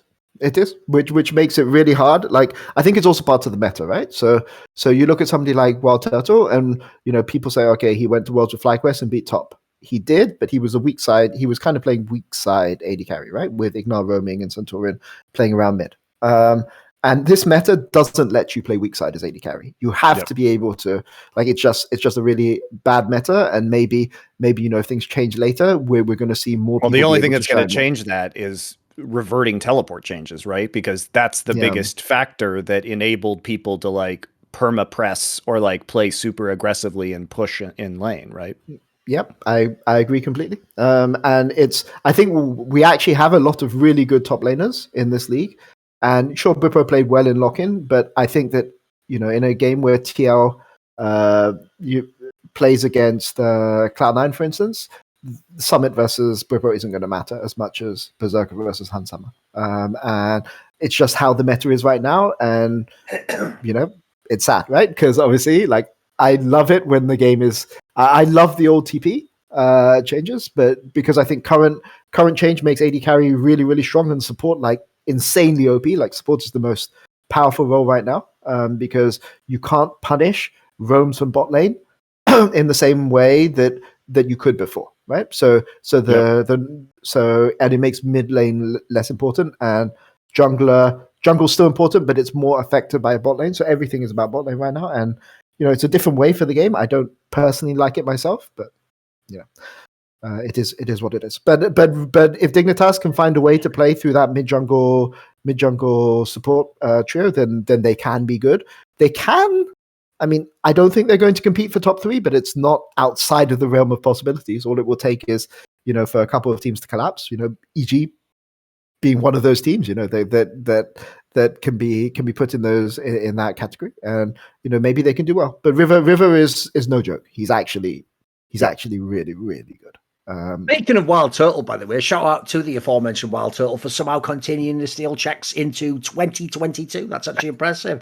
How is he the only one who survived the fucking Hunger Games? What? Even Fromu, Jensen, they couldn't hang on. This guy's still here in season 12. Fair play to you, man. I don't know. Listen, it is because he's a really nice guy as well, but fucking hell. I would never have picked him as the guy in season 3, money. He's still around now, Avermu is still here, chilling on FlyQuest, but I think he turns. Yes, 30. I forgot about that. Yes, he turns 30 this year. But Avermu, I think he had a split off at one point in time, and I don't believe Wild Turtle did.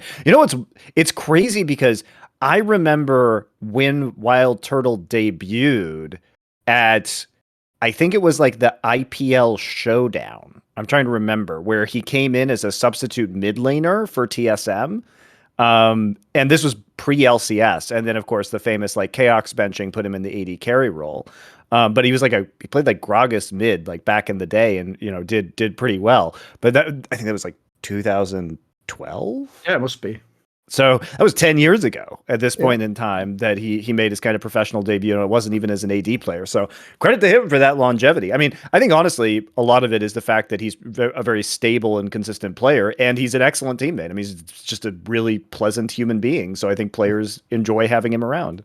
And also, he is just a true veteran in almost the military sense. Think about it, his first campaign was the fucking Battle of the Bulge or something, mate. He had just Reginald this close to his face in fucking back of cars, just telling him how everything he did is wrong while eating that's how he's just having lunch. That's just eating a fucking sandwich. This guy literally the hairdryer treatment of Alex Ferguson 24/7 on camera as well, just cocked to the whole world. That's why it's so brilliant when I had him on the Crackdown or whatever. And I just said something to him how could you handle Reginald do all that? And he just went no, I was just used to it by then. Holy shit! That might be the worst thing anyone's ever said about. It's so depressing. Come here, baby. Come here. It's gonna be all right. It's all right. People love you now. he just disassociates from his body, dude. He just astral projects into a realm of pure happiness to avoid that situation. He was just off in his own fucking astral realm where he's playing Earth and he just has unlimited flashes. That's his happy place. Him on Tristana with all the flashes, just bunny hopping around the map. That's all he's doing. Tragic. Do we want to talk about Team Liquid? Yeah, let's do it. Because you just played obviously the best of 5, which was only 3 games. Although you probably should have won some of those games. We should have won game 1 and 3. Especially game 3. Probably should have won that one. Yeah. I was rewatching those this morning actually before having you on, and I was like, this is. I mean, and a lot of it was, to be fair, lock-in is kind of a meaningless tournament. Jojopyun clearly. I mean, you watch those games, he's clearly in the wrong place on the map, randomly dying, and I was like, ooh, that you can see that he's a rookie, but it's better for him to get all of that out of his system early on and learn those lessons. So I can see how it's it was valuable for you guys overall as kind of a learning experience. Team Liquid still, despite how good they have looked, has been rotating their roster throughout lock-in. Right now we're seeing, I think they have to play Hansama Ayla because how can I put this? Bwipo is a very unique player, and Bwipo currently has 30% of the team's deaths, but he's also the highest damage top laner. And he kind of just he's an all-in motherfucker. He plays crazy. He's going in that fight. He's going to do a ton of damage, but he's definitely going to die while he does it. And so I think that swapping out your top laner changes the fundamental style of the team way more than swapping out Core JJ does for Ayla or Isla, however you say it. Because obviously Core JJ is significantly better, but it's not going to warp the game in the same way that Bwipo just has a gravity well around top lane and just draws everybody into him. And it's still wild though when you say you're taking out the multiple time MVP of the league to just enable Bwipo to fucking potentially in top lane. Yeah, that's what he does. I don't know.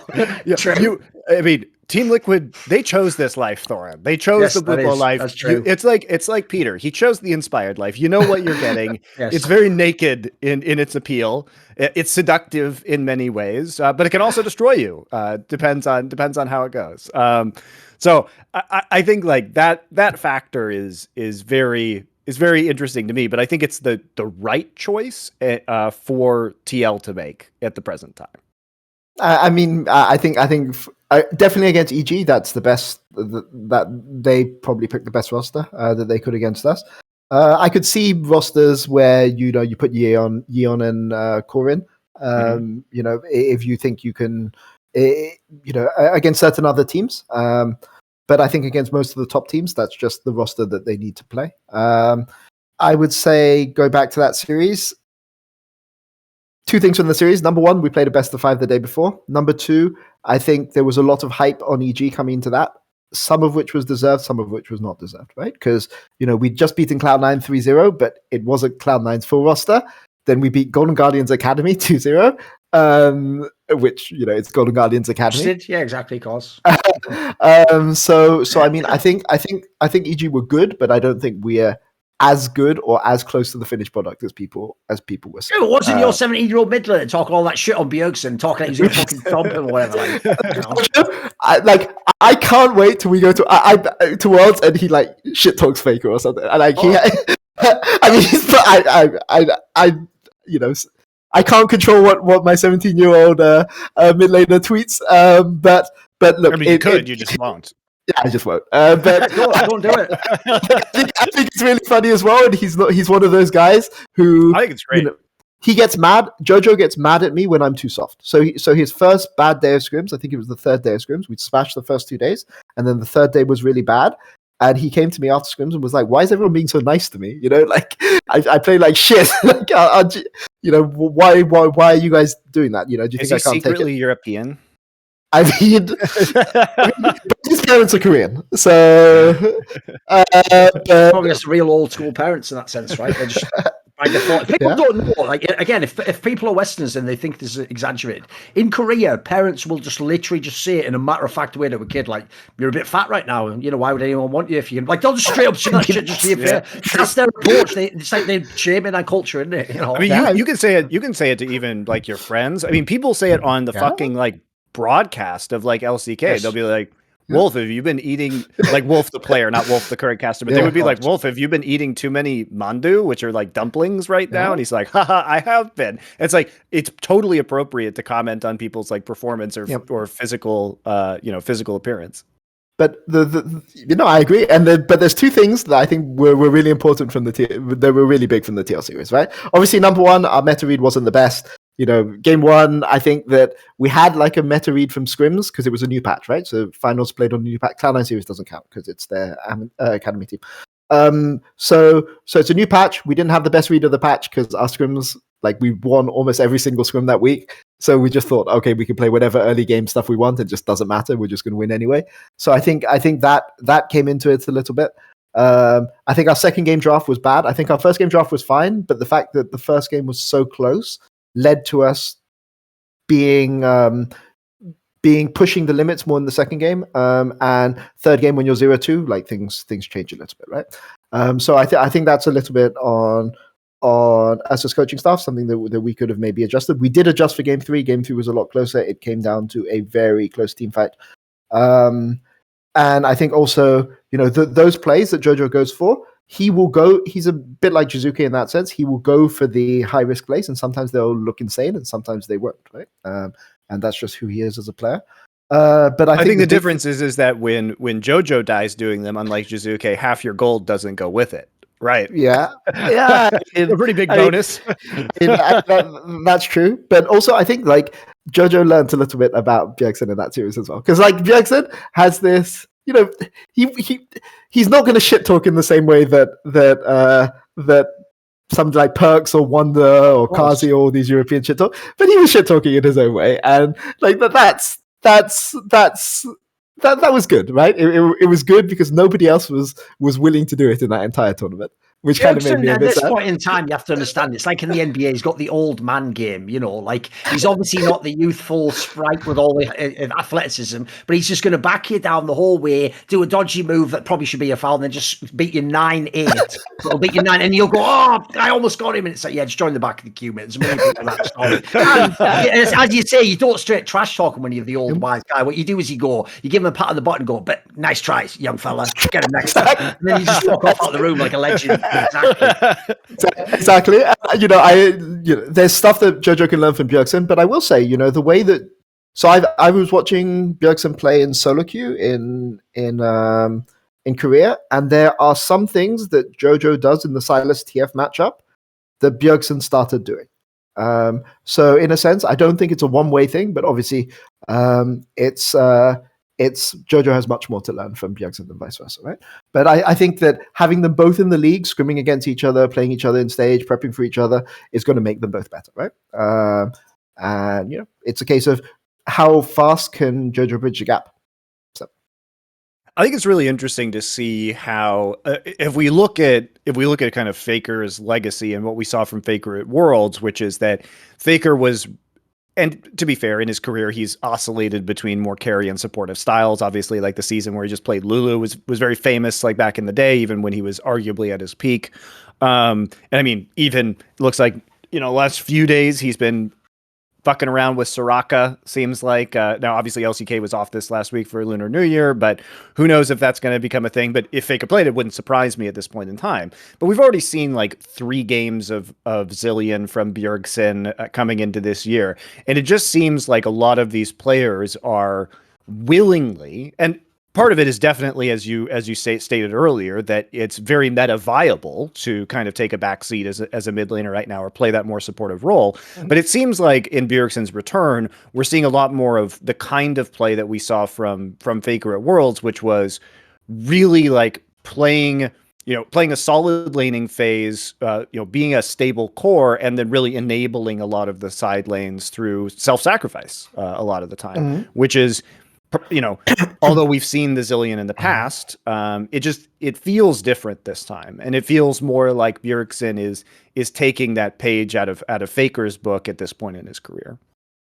No, I think that's fair. The problem is that if you are going to play that style, sometimes it can lead you to being a bit passive in the early game if your jungler isn't willing to go full hyper carry and smash people, right? And Faker always, in his later years after Bengi, had junglers who were willing to go primary carry, right? And not good ones, but sure. Sure. but willing to try it. But Santorin, if there's ever been a criticism of Santorin, it's that's the weakest part of his game. Santorin is considered to be the supportive jungler. So you can do that kind of thing, but if a team plays against you and says, okay, go play your supportive mid laner, we're going to just play to outscale you, like you could argue 100 Thieves did this weekend, it can sometimes be a bit difficult to play that playstyle. Doesn't mean it can't be done, but you need to have like a really psychopath top laner in bot lane, which they do, in fairness, so maybe it can work. But you need pressure and agency from your early game jungler, right? Or I don't think it works. But what's your take on why Bjergsen is so good on Zilean specifically in LCS? Because for some reason I've noticed that I've seen other people try the picks at support and mid, but like he does seem uniquely, like players don't really know, either they don't know what to do against him or they just forget when they play against him specifically. So I think people must be telling them going in, watch out for this, but you can tell they're forgetting the game or something. So I tend not to go hyperbole too much, but like he got murdered in that game 3 against Jojo. He was like down a level and a half, and support roam mid like 4 times to try to three times to try to salvage that laning phase, right? So I don't think he's been punished that hard by picking Zilean. But the thing about Zilean is really, really good late game in hyper scaling AD carry metas where your AD carry has range advantage. But the problem is your laning phase is complete garbage. And because your laning phase is garbage, you're going to be behind in the mid game. So the question is, how do you bridge that gap? And I think the reason he's able to get away with it in North America is people don't punish that hard in lane. They're not trying to go for 1v1 kills that aggressively or things like this. And the mid game, too many teams make too many mistakes in the mid game. And, again, as Monty was saying earlier, we should have won that third game, but we made a mistake, right? So it happens, and then Zilean outscales because they have longer range AD carry.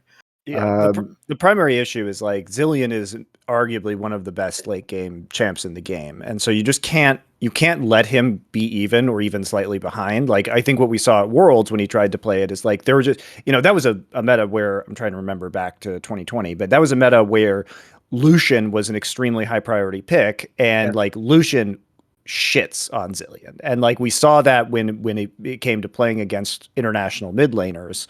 When he tried to make that pick. And it's like, if you just die a bunch and then the team just, takes all the objectives and runs all over the map, it becomes really difficult to win. And I think the Sylas pick, to your point about Jojopyun being a very good Sylas player, is obviously like super good because you can just take the Zilean, like you have the same Zilean ult in the late game. And it wasn't like you guys definitely should have won game 3. Like the comp was good, the early game, but you had a substantial lead in the early and mid game. And it was just kind of a throw. That I assume will be rectified with time, but also it doesn't really matter because it's lock-in, right? Yeah. This is a learning time. Yeah, but you never want to lose 3-0. I mean, sure. But yeah.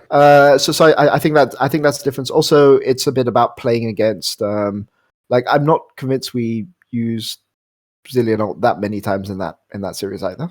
I think it was mainly Zin. So maybe we can adjust a bit how we want to approach team fights and that kind of thing. So. By the way, for the record, my favourite Zilean TSM draft was, of course, the one they had against Gen G, where Bjergsen was mid on Zilean, and then he just put Spicker on Nidalee and just said, have fun with that, mate. Just play against fucking Koreans. Enjoy this game. Nightmare Simulator if you're a fucking jungler, by the way. Yeah. Enjoy that game. Fucking hell. Give me a break. Actually, can you imagine seeing Soraka versus Zilean mid later? Week 4 when that matchup happens. My God! Please no. People. It's a cursed monkey paw. You wish to avoid the Corki Victor meta, and now you get Soraka Zilean. Oh man, you get Ivern. You get Ivern mid. Yeah, people better hope that this isn't the meta, guys. You don't want every game to be Soraka, Ivern. Zilean, Janna, Smite top. Like you will be very sad in a few weeks if that's the case. I mean, it's fun now though. I will say it's really, really fun trying to prep for all of these different things. I don't know if Riot are going to allow Smite top Janna, but I don't mind it being a one champion thing. It's not bad being in the game, but maybe that's my Janna top 1 trick stuff talking. I'd be sad if they nerf it, but I mean, I think like at a certain point, it doesn't make sense to allow non-junglers to even select Smite. Yeah, okay, that's fair. Like, it seems like it's not really a controversial change, is it, to just not allow it, Monty? I know. I'll always do this. I'll always bring Riot back to their fucking core and all the bullshit they said for the first 6 years, Monty. Which is, do you remember? They used to famously, their public stance was, even until something mental, like we're talking like season 7 or something, they used to claim that they didn't officially recognize the established meta of like one jungler, one top laner. They used to pretend for real as though at any time in history it was Dota, you could have done like funnel metas, even though this was absolute nonsense, and they constantly kept like changing the game so you couldn't do all this innovative stuff. But they used to pretend that they didn't even acknowledge those rules existed. Like, just have at it and play the game. Like, they were so whack when it's the joke is it's the easiest way to fix the game. It's also, I mean, it lines up with the rest of their philosophy because being owned by Tencent, they don't really recognize the sovereignty of Taiwan either. So it all lines up. At least they're keeping it real. Like this, poker face. We'll move along. Poker face. Ronaldo. You might have to go there again one day, Peter. We won't. That's okay. Right. Yeah. We're not allowed to go back to China at this point in time. It's over. And also, quite frankly, after what fucking TSM did with Sword Art, not sure any Americans should ever be fucking looked to by Taiwan for help ever again. Straight fire. You can just drop that one right there. That was all again. I will say that Sword Art looks so happy now that he's back on Weibo. course. Like constantly, he every single game he's on stage, he's smiling, he's joking around. Yes. You know, he's so happy, and like Exactly. you know, he came to. You have to respect him. You know, he came to North America. He got his. He got the bag. And he got the bag, and the rumor is that they had to pay a termination clause as well. So it wasn't even 3. He probably got like 5 or something, and then now he's back in players. you know? Maybe find a maybe you should work with Sword Art's agent. That's all I'm going to say. That guy seems pretty rad. He got a good deal. Exactly. You just have to respect it, no? I mean, you can't even be mad. Indeed. So to go back to your point though, like when we talk about like creating roles or saying like smite can only be used on the jungler, I think, you know, the idea of role queue, the idea of hard locking roles is probably the best thing that ever actually happened to League of Legends, because you actually had definitive positions, right? And we saw what happened in like the mage bot meta when AD carries had to play that, like what a disaster it is to like go away from those roles, and like how deeply unsatisfying it is to a viewer, or even the players, because the expectation can't change that much, except in the jungle, because Riot thinks they can just do whatever the fuck they want in the jungle every year. Although this year is, I would say, is an exception, because we've actually seen the fewest jungle changes probably ever between last year. Listen, without mages in the bot lane, Europe wouldn't have an MSI, so I'm cool with it. Okay, that's all I'm saying. Mate. I'm cool. That was one of my favorite moments in League of Legends history, was when in Game 5, if no one knows the history of League of Legends, even if you get like a couple of games up, you get tied in the series. There's plenty of teams have done that with the top Korean teams, but no one goes to Game 5 and actually thinks going in the draft, like, we're going to win this game. That was the one moment I saw when they did that draft in G2 and they did the sync, that it was actually the Koreans who were sort of looking like, shit. And then that's actually how the game played out for them. For once, they were on the back foot. It was like we took all the way back to the Moscow 5 days, mate. It was glorious. It was glorious. That one moment where they were the ones sweating. I loved it. Yeah. No, I mean, it was really fun. I mean, we even picked Zillion into FPX at Worlds. I think it was the next year. No, not Zillion. Vega bot. So, and they didn't look like they knew how to play against that either.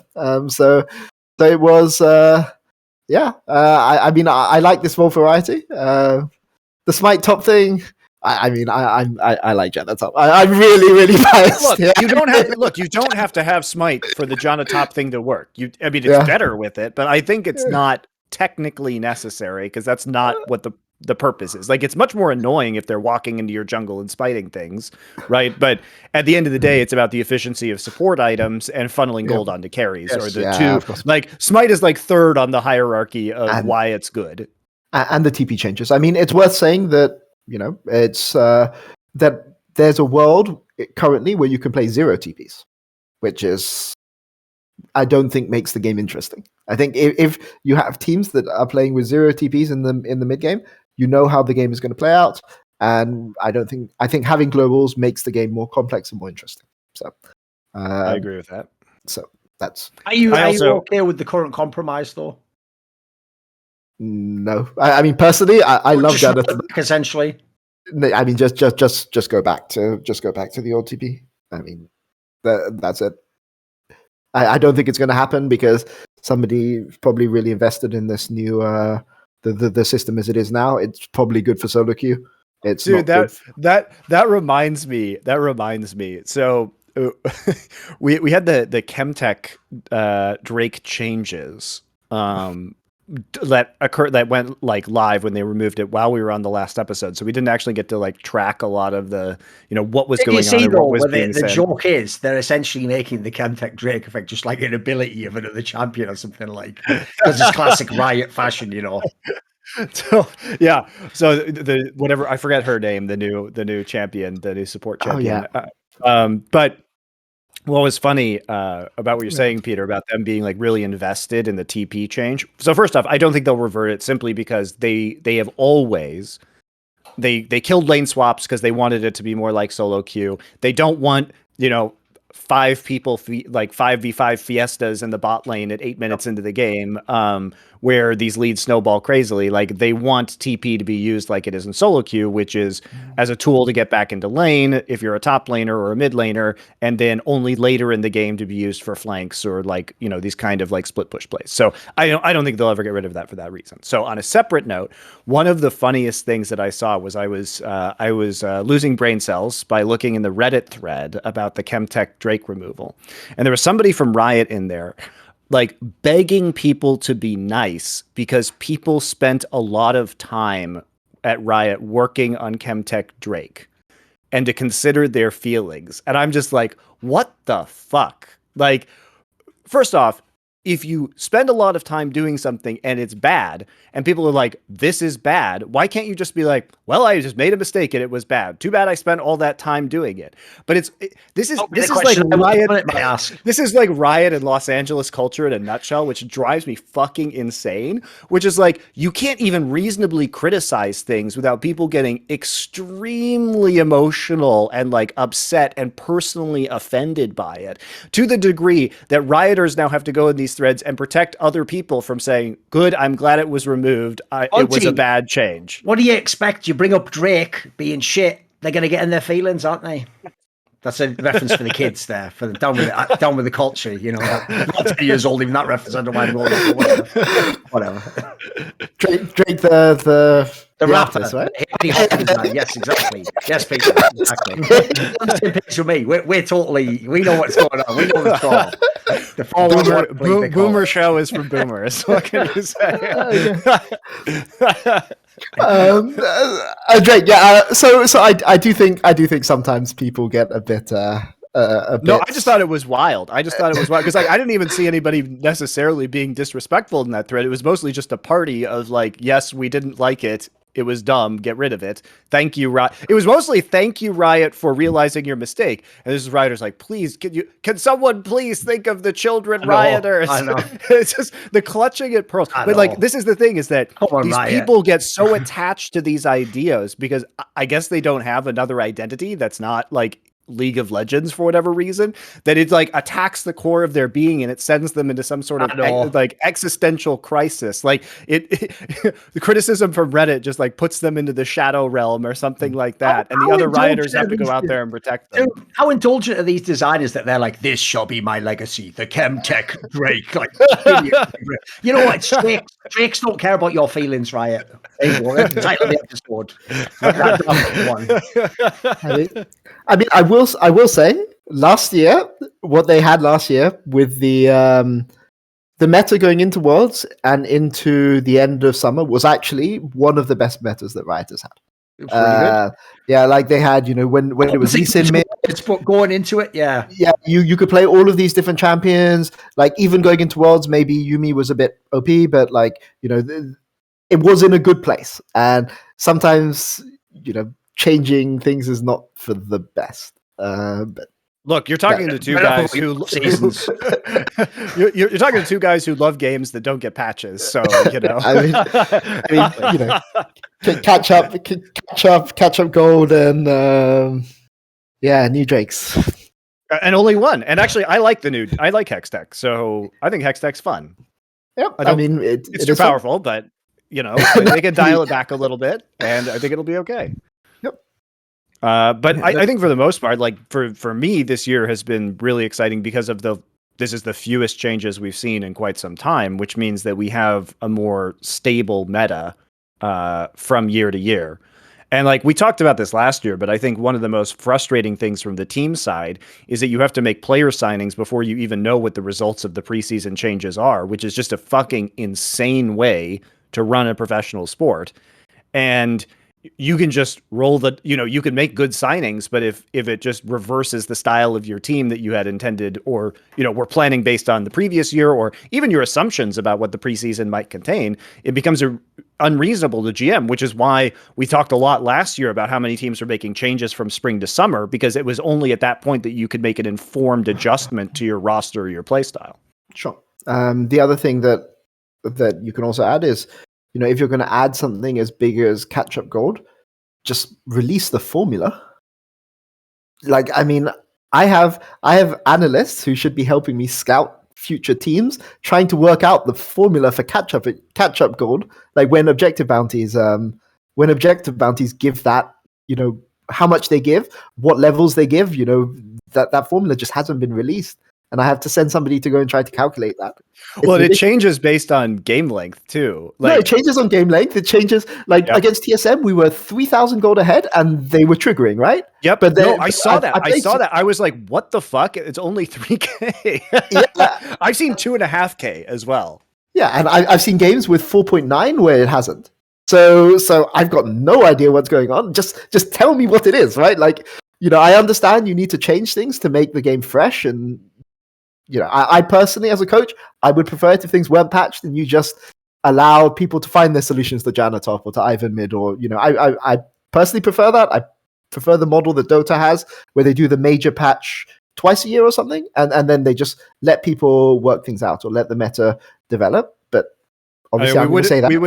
We would never have gotten any of the awesome storylines in StarCraft 1 if they had patched, because a lot of the things that were considered OP were broken by all-time great players, and that was what made those fucking players exciting. That's what made them great, right? No, I agree.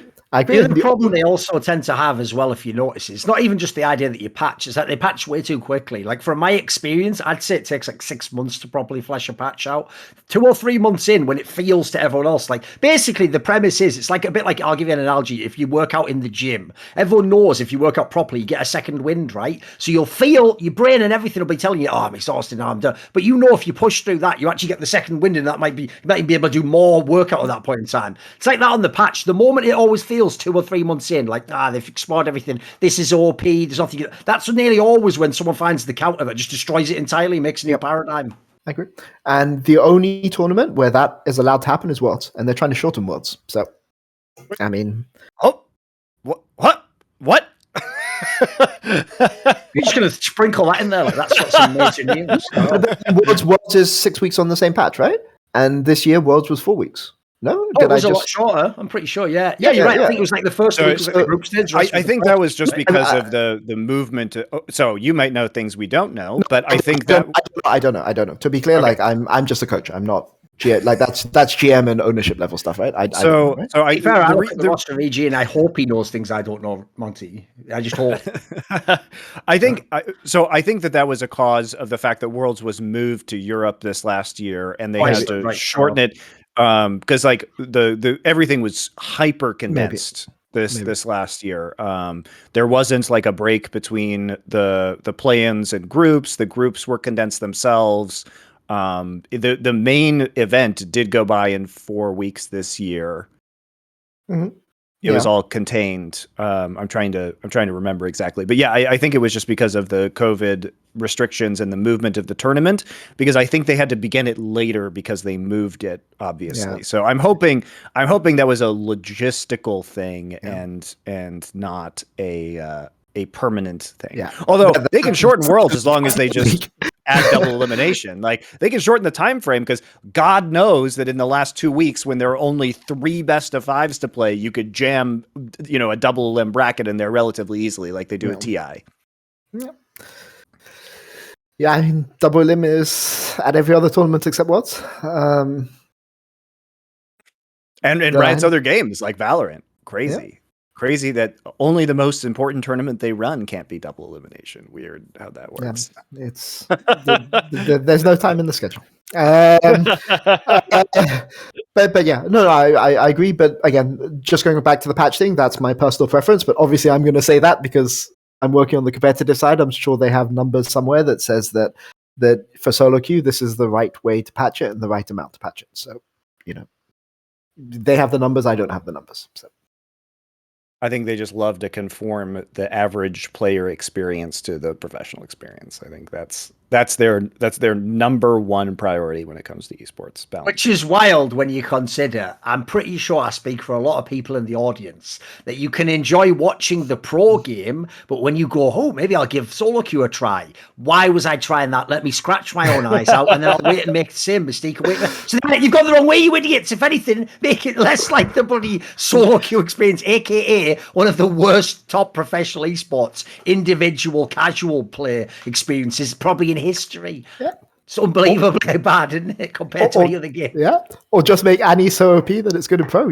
Easy. What do you want to see? Crying at Worlds. I mean, yeah, true. They had to ban it. They're like the world champions. That's how OP that shit was. Exactly. Even Bandy did literally an LPL mid laner and they almost won the series off it. The joke is LS actually was the fucking architect of the Matrix all those years ago, and now we're finding out the truth, and now he's in bloody Cloud9. Reality can't be real at this point in time. Like, someone did just get hold of the fucking reality stone or whatever, didn't they? Like, ruin the whole thing. The thing about LS is that the problem that fans are going to realize is that it really is like a monkey's paw problem if he's right. Because if he's right, you don't want to see that meta, guys. Like, that's, of course not. It's fun now, but it's not going to be fun in 2 months. It's going to be horrible. And he can win games. Maybe he'll keep winning games. I think that probably teams are going to get used to the style of drafts that he's doing and figure out some shit in order to beat it. I mean, God knows EG almost already did. So I really, you guys don't actually want him to be right. I think him being right would be very unfun for everyone.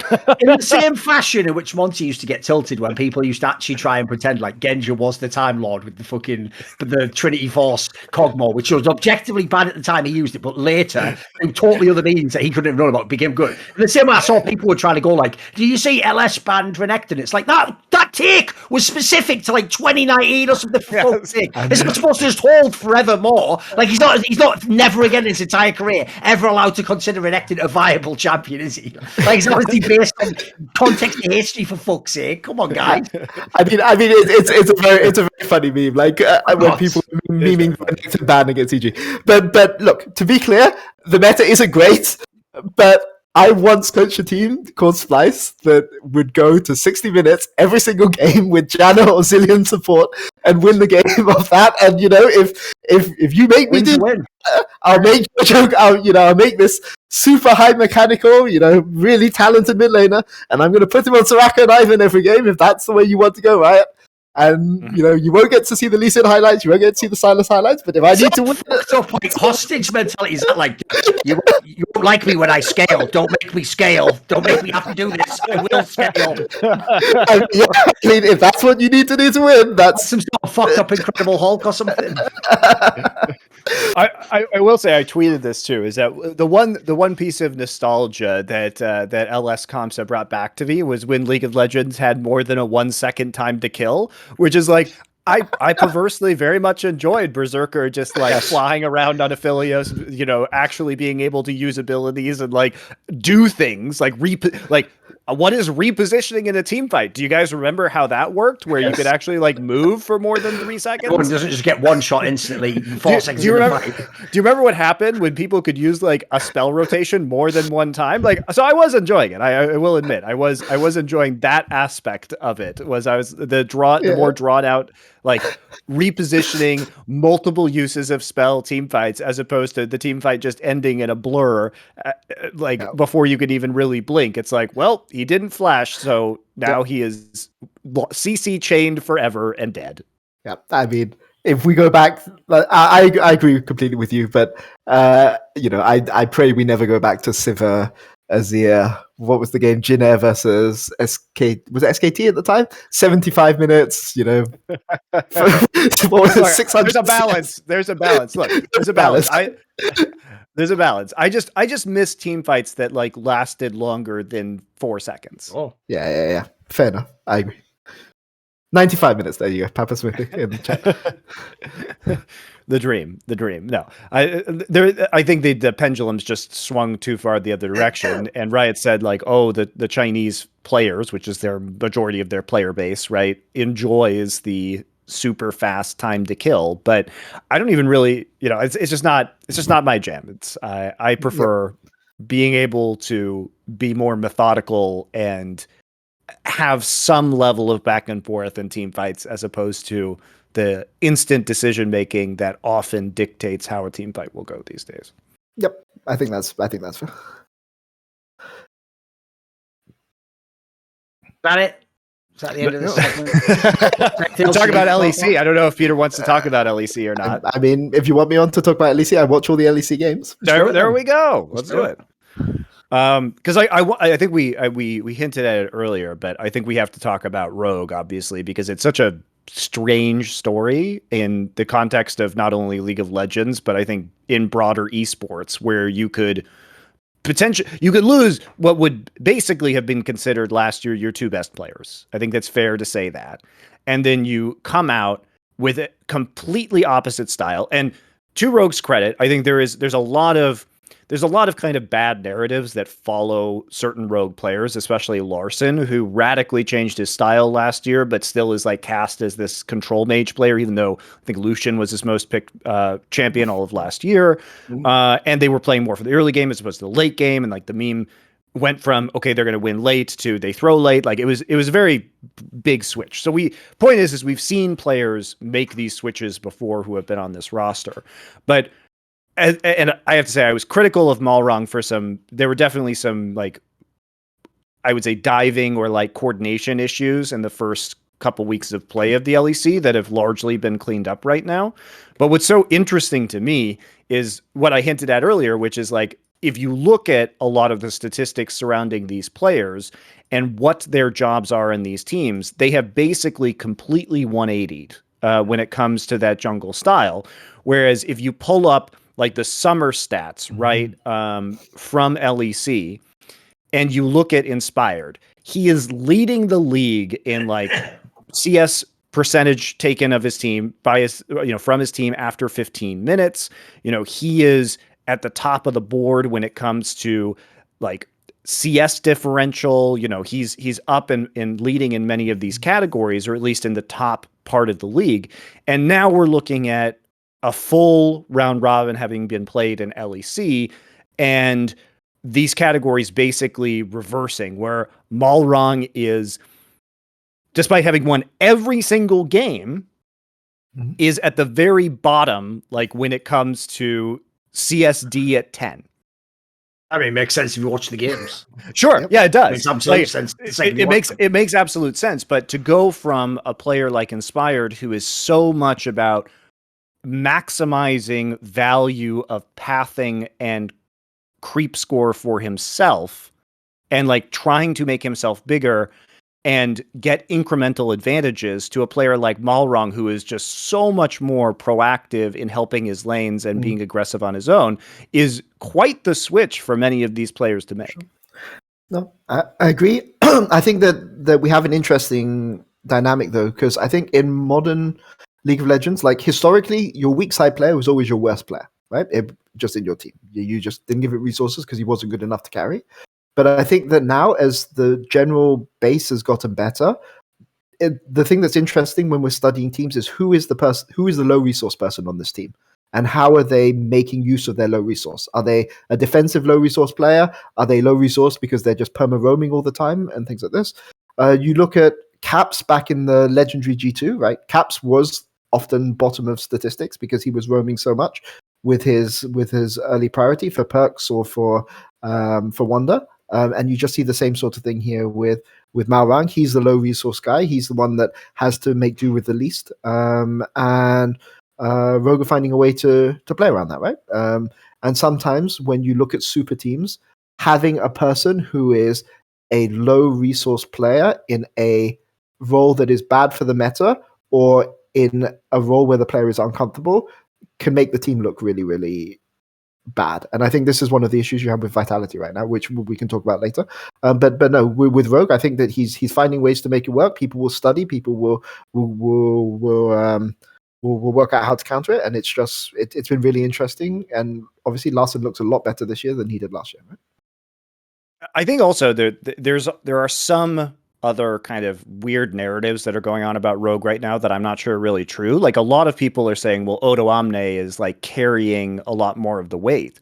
But if you actually look at the resources he's getting, it's basically the same. What's fascinating is all of the resources are going to comp effectively. Like, they are funneling comp really hard on Rogue, which goes to your point about teams that are successful in this meta have been, for the most part, your team included, choosing to funnel resources into AD carry roles. Like, that is, I think, around the world on this patch that we've seen so far. Again, we haven't seen LCK and LPL in a couple of weeks now, or over a week. But that has been kind of true.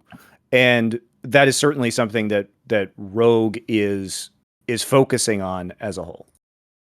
Yeah, no, I agree, and it's been interesting to watch, and obviously teams haven't worked out how to counter this yet, right? So maybe this is just the way to play jungle this season. Like Dignitas, we talked about Dignitas earlier. It's the same sort of thing with River, right? I don't know if he's bottom, but he's doing a lot of ganking, and it's been very effective for the team. You know what's interesting about Comp, actually, and I don't think that this has come out, is that Comp takes the highest percentage of CS after 15 minutes of any player in the LEC. He takes over 35% of the CS, which is outrageous. What? In terms of resource allocation. Yeah, no. I mean, I agree. It's insane. And also, like, the thing about Comp is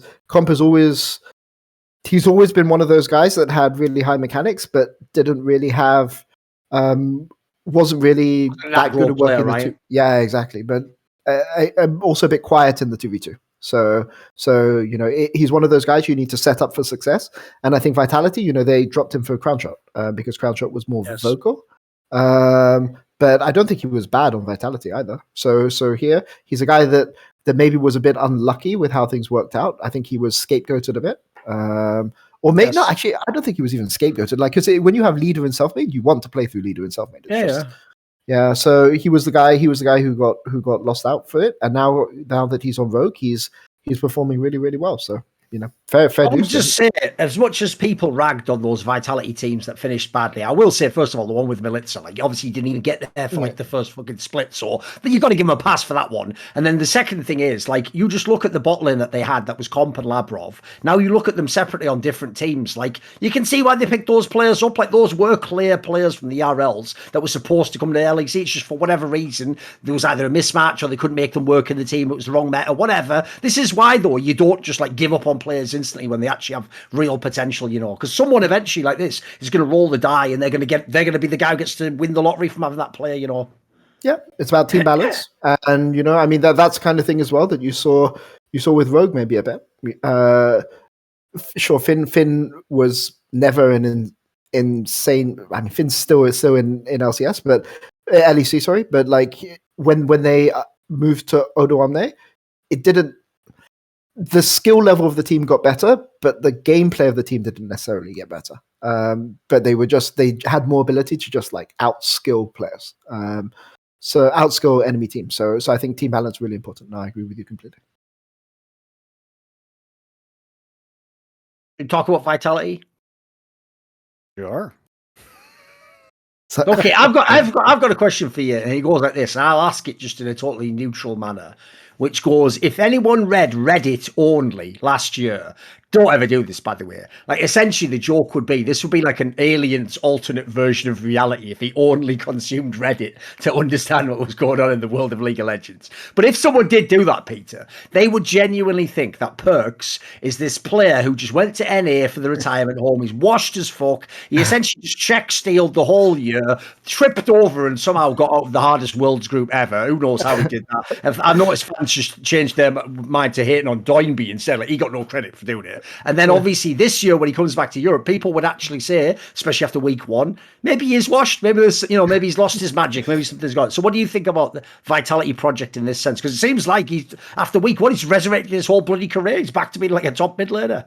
Yeah, I mean, he looks insane again. He's comfortable playing with his jungler, and the two of them together are just playing really, really well. I think the problem with this Vitality team, though, is that it's obvious if you have Alfari on your team and you have Kazi on your team, you want Kazi to play weak side and you want Alfari to play strong side. This meta is not that. You cannot do that right now. So you have to catch a fucking break, can he? Man, that's the most smoky pork guy of all time. It's like, mate, I want to be the best top laner on my team, like, and like the league for about like the next 3 or 4 years. Like, yep, well. Whatever. You can't catch a break, mate, can he? Nuke Dog dives off a cliff, fucking literally replaced him with someone called Jenkins because the coach just lost his bloody mind. He can't catch a break ever, can he? He can't ever catch a break, is it? Then he goes to Europe. Oh, sorry, we're gonna have to funnel our resources into checks notes Kazi. I mean, they're not doing that, to be fair. That's what it feels like, isn't it? Like, But it's super interesting though that TL picked him up, because the TL roster, because often teams have like a culture or something like this, and the TL roster last year was Core JJ, Tactical, Jensen, and Thorin. So I don't know too much. I think Jensen is a bit as well, but though the other three players are huge grinders in solo queue. They play like solo queue non-stop. Core and Tactical, I think, have the most solo queue games played on the entire server. And then you bring in Afari, who basically doesn't play solo queue, doesn't care about it, likes to play one-to-ones or watch VODs and things like this. And you can understand how when results don't go to plan, you look at the guy who's playing the least solo queue, right? It's easy okay. to. Perks is used to dealing with Wonder, so I mean, he's already had that experience. but now he's back in EU. Nobody cares. If you're a player that doesn't like solo queue in EU, provided you keep your level up, nobody cares. What I think is so funny about watching Vitality right now is, like, I was watching that Astralis game, and even though they were getting bodied, I just knew Vitality was going to win that game. Like, I just knew they would figure out a way to do it. Even though, like, what's so annoying is that this cavalier attitude that they have to the game, like, they make such stupid mistakes. Like, if you look at the Alfari, like, self-made, like, they're clearly, like, not even talking to each other at times, or making aggressive cross-map plays while people, like, you would never do that. Like, it's just objectively dumb, right? And it seems like their communication just, it feels like when they play Astralis, they just don't give a shit. And so they're just going to do whatever they feel like, no matter what the circumstance is. And then in a way, they then have to dig themselves out of the hole that they've put themselves in, which is objectively, I think, hilarious to watch because it's almost like they're playing with their food a little bit, or seeing what they can get away with. But it got pretty dire in that game. And I think even though they are so good pound for pound, and I think people are going to look at this roster and they're going to say, or they're going to look at these games and they're going to be like, is this team actually good? But I think that when push comes to shove, I think when you get to the playoffs, this team is extremely dangerous, and they'll tighten everything up. We know they know how to do that. It just feels like they just don't care in some of these games. And I think they cared about doing badly at first, but I think that they've hit their own stride and they know what they're capable of, and they know how they can come back into these games, or at least make it competitive even when they make terribly stupid mistakes. And so they're just okay with it, I guess. Yeah. Like that's a feel that I get when watching them play, because I know that all of these guys should know better, and yet it still happens. And the only thing I can attribute it to is just not giving a shit. I mean, it was also Astralis, right? Like, Well, I mean, I think that's why they didn't give a shit. I think it's legitimately hard for these players to be motivated in that game. Yeah, it's true. Actually, who? Okay, so no, I was just trying to think who from that team has won, because a lot of those. But now I can think of it. Only Kazi and Perks won LEC from that team, because Afari didn't win. No, self-made. No, he final. Yeah. So I mean, yeah, I don't know, but we'll see how it goes in playoffs. But it's really it's quite. I agree. Like I don't think they give a shit. I know that there's certain players on that team who have been in team environments where it's okay to mess around a bit in the regular season, right? Like Kazi, it's Perks has one fight for the last splits he fucking played in. Like he just knows it turns around when it comes to playoffs. Of course, that last 2 weeks you have to just get your shit together. Yeah, but the scary thing is, like with Perks, you always know that playoff Perks is different, but for some reason, playoff Perks is playing in regular season, and that's the really impressive thing. Maybe it's because so many people were shitting on him that it now, there's a certain type of player. I think like Kaiser's one of those guys, Humanoid is one of those guys who, the more high stakes a game is, the more they can like get invested in it, and there are. Like for those players, drawing extra attention on, maybe Perks is one of the. I assume he might be. You add that extra tension, you get the people to flame a bit. It really motivates you, right? So maybe it's that. We'll see. But it's Also, been I'll fun. just say, if you're one of those LCS fans who just hates on and preys on the downfall of all the top EU stars when they come over, think it through a second. So they're straight fire in Europe, not only winning domestically, but they go to Worlds, they're doing shit at MSIs, they're in finals, Worlds, semis, finals. They come to LCS. Are you following the story yet, guys? Then in LCS, they're sort of a bit shit and underwhelming, but then they go back to Europe and they're really good again. That doesn't say that they're the shit ones, by the way. I don't know if you understand like logic of that, but that A/B testing actually implies some other group of people are pretty shit and bring everyone's level down. Do you see what I'm doing with that? Like, I think I set it up pretty well there. I think that checks out. I agree completely. It's about bluffing, right? Like if you are playing against good opponents, you can bluff much more. Whereas you try to bluff against some guy who like doesn't understand why you're doing something. Then they just kill you, and you look like really stupid. So I've got an analogy for you. It's why I actually think Reddit is full of people complaining about how bad, like, you know, the whole reason Elo Hell really exists is this problem. The worst thing you could do if you're a bad player about League of Legends is watch all the pro games all the time. Because you think you understand what they're doing, and then you go into your fucking silver game and try to do those plays. A, you can't pull them off. B, you are misapplying them. And C, there is no universe your teammates are going to follow up on those plays like the pro game. So you're going to hear your brain go, well, I was doing everything right. It's like, no, actually for your level you were playing completely wrong, because as Peter said there, you're the equivalent of some like guy who watches high stakes poker fucking like table, and you're seeing some godlike fucking online player who's played 800,000 hands doing some next level bluff that would only work on another amazing, and you just go into your local cash game with Bob from the hardware store, and then you're like all in, and he's like, well, I got a pair, so I call, what the fuck, I won, and you just even play the bloody game. It's like, you don't know how to play the game, you play the man, not the bloody hand. No, I completely agree. And I think that was Perk's issue when he came to North America. I mean, also how teams play around jungle, how teams play around mid support, mid jungle. You know, those kind of things alter by region. They alter by team as well. So I think the people that tend to come over to North America and look good are the teams that are the players that you just get for laning. Right, and that's why I thought Alfari looked a lot better in NA than Perks did. Before playoffs, before Worlds, and yeah, that's because of how his laning, the fact that he's so good in lane and he doesn't need outside resources. Yeah, but you know, I maintain to this day, if Caps, well, I mean, Caps looks like he's falling off a bit now, although he's still.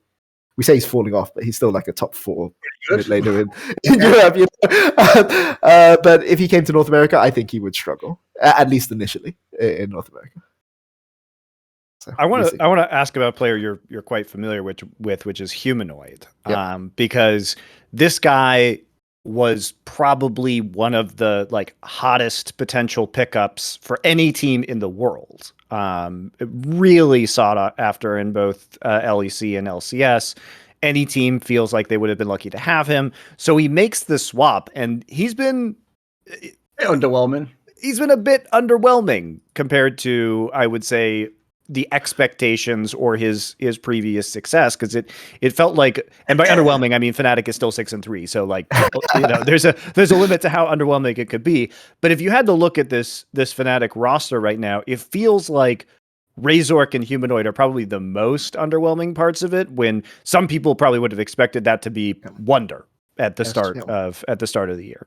I mean, he's going to be fine. Like, you know, I work with the guy for 3 years, 2 years. But when playoffs comes, or when he's against somebody who's really been built up, his motivation and like his ability to play the game, it's really crazy, just goes up, right? Because like the first time he played when he joined LEC, EULCS, I think it was at the time. He got he was really invested in something new higher level. Okay, got to put full effort in all the time, but he needs what's the term? People call it like adrenaline junkie, no? The term where you need to feel it before you can really get into the game. He has to have like a fight or flight response, and then he starts to attacking or something. Yeah, exactly. He'll be fine by players. Like, I mean, there's no question. Like, and Humanoid's knowledge for the game, he watches like a huge amount of League. He doesn't play that much solo queue compared to some others. You know, like a Caps or somebody will play 60 games a week. I'm like, Humanoid will play 20 or something, right? But he'll go and watch a ton of games. He has really good in-game knowledge, but it's just a case of how motivated he is. And for some players, that motivation just matters, right? And he'll be fine by playoffs. Like, I mean, there's no question.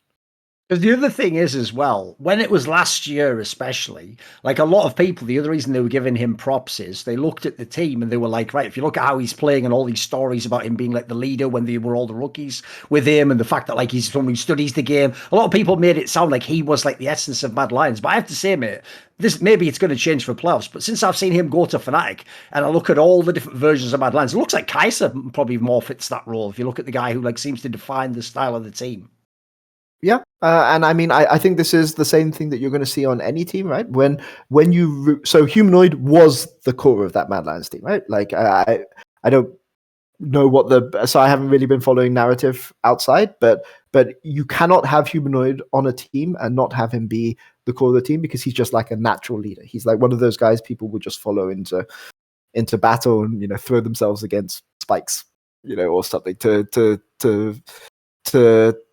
make it work. But I think now that he's gone, it's become more an Illuria and Kaiser because they're the veterans on the team now, right? So they're the guys who are going to have the voices. Armut doesn't have that personality from what I've seen.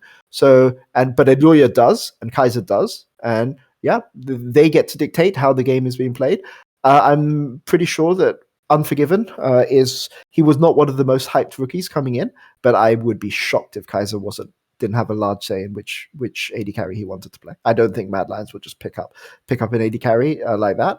And yeah, he's looked really good as a result. I mean, obviously meta helps a bit as well. So, by the way, along these lines, since obviously you're someone who knows the historical side of the game and many, many years of Europe, etc. Traditionally, it's one of the reasons I made that like rule, which I did intentionally phrase to sound like I was saying Nemesis was shit. But if you actually assess the statement, it's actually about how hard it is to win a ULCS. Where famously I said to win LAC, typically you have to be a truly great mid laner because technically the worst person who'd ever won was like Prime Febivan. If we're talking about contrasted against their eras or whatever, right? I obviously constructed that to make it sound like Nemesis shit, but that's just a talent I have as a byproduct of making a totally legitimate statement that I can argue later on for years to come. So the question is this: in light of what we discussed earlier about LCS, in light of actually some of the teams now that they have, I mean, Mad Lions actually one of the better teams in LEC right now without a top mid.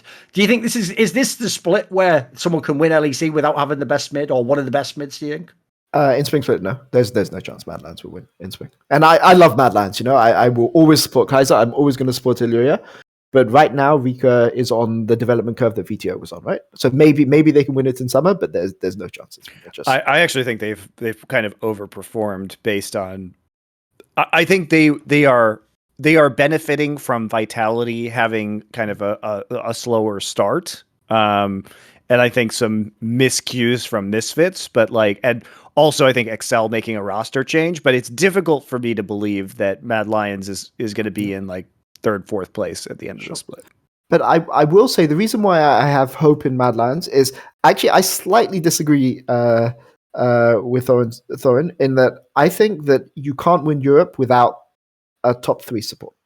Because the meta in Europe has always been support roams to mid, and sometimes you can bridge. So obviously having a good mid laner is really, really good. But I would go one step further and say you need to have a top 3 mid and a top 3 support together to win the league. Has it happened where people didn't have that? I can't remember off the top of my head. Maybe maybe the first one that Perks won where it was like hybrid or something. That might be a one-off. Yeah. I think it's a pretty good role. Well, here's the obvious question then, because the team that makes me think of immediately is: does that mean Rogue doesn't win? Then is Trimby good enough? What do you think? I personally think they're not going to win. Okay. I mean, I think that what's going to happen to them? I think that fall off in playoffs. People will study. Yeah, I think they're going to fall off in playoffs, but people will study Malrang. They'll work out what he's going to do, and I think that a lot of they're going through a really nice honeymoon phase right now. But a lot of the teams that they're against are teams that have players that historically ramp up over the course of a year. Humanoid, Perks, these kind of things. I would love to be proven wrong here. I would love to be proven because it's really interesting if Rogue are able to make all those changes, and it will say a lot about, because they changed their coaching staff. They brought in extra coaching staff as well. It will say a lot about team building and coaching staff. And as a coach, I want to believe that building your team correctly can lead you to championships. But until I see somebody from Rogue show me that they're good enough to win a championship, I'm not going to believe that a championship. I think the issue with Malrang's style is that we have to ask ourselves the question as to why high efficiency farming or full clear junglers became the meta in the first place, and like why that style became so prevalent around the world, right? And I think the problem that you run into with Malrang's style is that if it starts to fail, he becomes fucking useless. Like the entire strategy will collapse if he's read better on some of these ganks or attempts to set his laners ahead, because he'll start falling behind levels, he'll start falling behind in gold. And yes, objective bounties exist now and perhaps can be used to catch that up, but also he's not even playing a lot of champions that are particularly useful in the mid to late game. He's playing some weird picks like Volibear. And those are great as long as your ganks go well and as long as the execution go well. And maybe he's some sort of god that's going to be a super unique outlier in this case, but it just seems very unlikely given the meta that is true. Yeah, I mean, you can win playing that style. There have been junglers that have won, playing hyper gank focus, but it needs a specific type of team and it needs a specific type of meta. Like IG. But the burden of execution is just so much higher. Yeah. There is very low margin for error playing that style. And if the game is switching into being even more scaling focused, that is very problematic for this style. Yep. I agree. But to be clear, like if Rogue makes 0 mistakes, they will win the game. Yep. Look, man, you can build a team like that. I don't think I would do it. That's not how I would do it. I get what you mean by that. You haven't scarred yourself there, mate. I understand what you meant by that. It's all right. All right, John Madden, fucking hell. Shout out to the legendary John Madden. Indeed, if they actually scored more points than them in the game, they would win this match. Yeah, I agree. There you go. But Rogue. The one thing that is interesting to me though about Rogue is so when you have a region, it's not on the top teams to innovate, right? Like if you're a G2 or a Fnatic, sure you want to innovate, but it's not your responsibility to innovate if you've won all of those titles. It's a responsibility of the teams below you. And I think what makes a team, for me at least, interesting to watch is what the team that is 4th or 5th or 3rd, how they innovate, and what the team that's 9th and 10th, how they innovate. And I've been a little bit biased against Korea historically because I don't feel that the bottom teams do that much innovation. They just to be worse they do not, sir. try to be worse versions of the top teams, and then Europe, NA tries to be worse versions of the worst Korean teams. Yeah, it's a beautiful system that we have in this game. But this is why North America is so interesting this year, because because people have said, okay, we're not these top teams. What are we going to do? How are we going to break this? And all of these teams have come up with different solutions. Like even Dignitas, right, who are like most people power rank 10th. They're like, okay, we can't compete on youth talent because youth talent like. There's a really top jungler called Kenvi who's really highly rated, but he just refused to go to a bottom 5 team because he says he doesn't want to ruin his career. I can't remember exactly what he said, but he doesn't want to go to a bottom team. So you can't even get the youth talent. So what are we going to do? We're going to go and look to emerging regions and get the best emerging region players we can possibly can and see if that works. But they're trying something new. But you look at a region like Europe.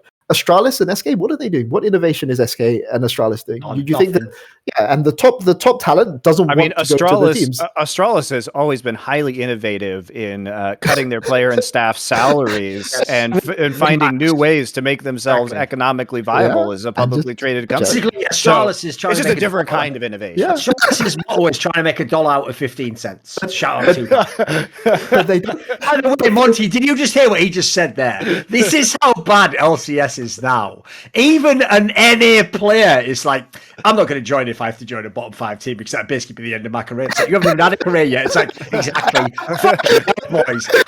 Turn this around. This is dark now, for fuck's sake. But it really isn't that an indictment of the North American GMs? Because what that says, by the way, is that players have lost faith that the people making roster decisions have the ability to actually tell who is good on a bad team. To me, that's like the biggest indictment. It's not even about the players. It's about the players can't even trust that people are competent enough to realize that they're a good player on a bad team. Well, Truly, that is the sad part.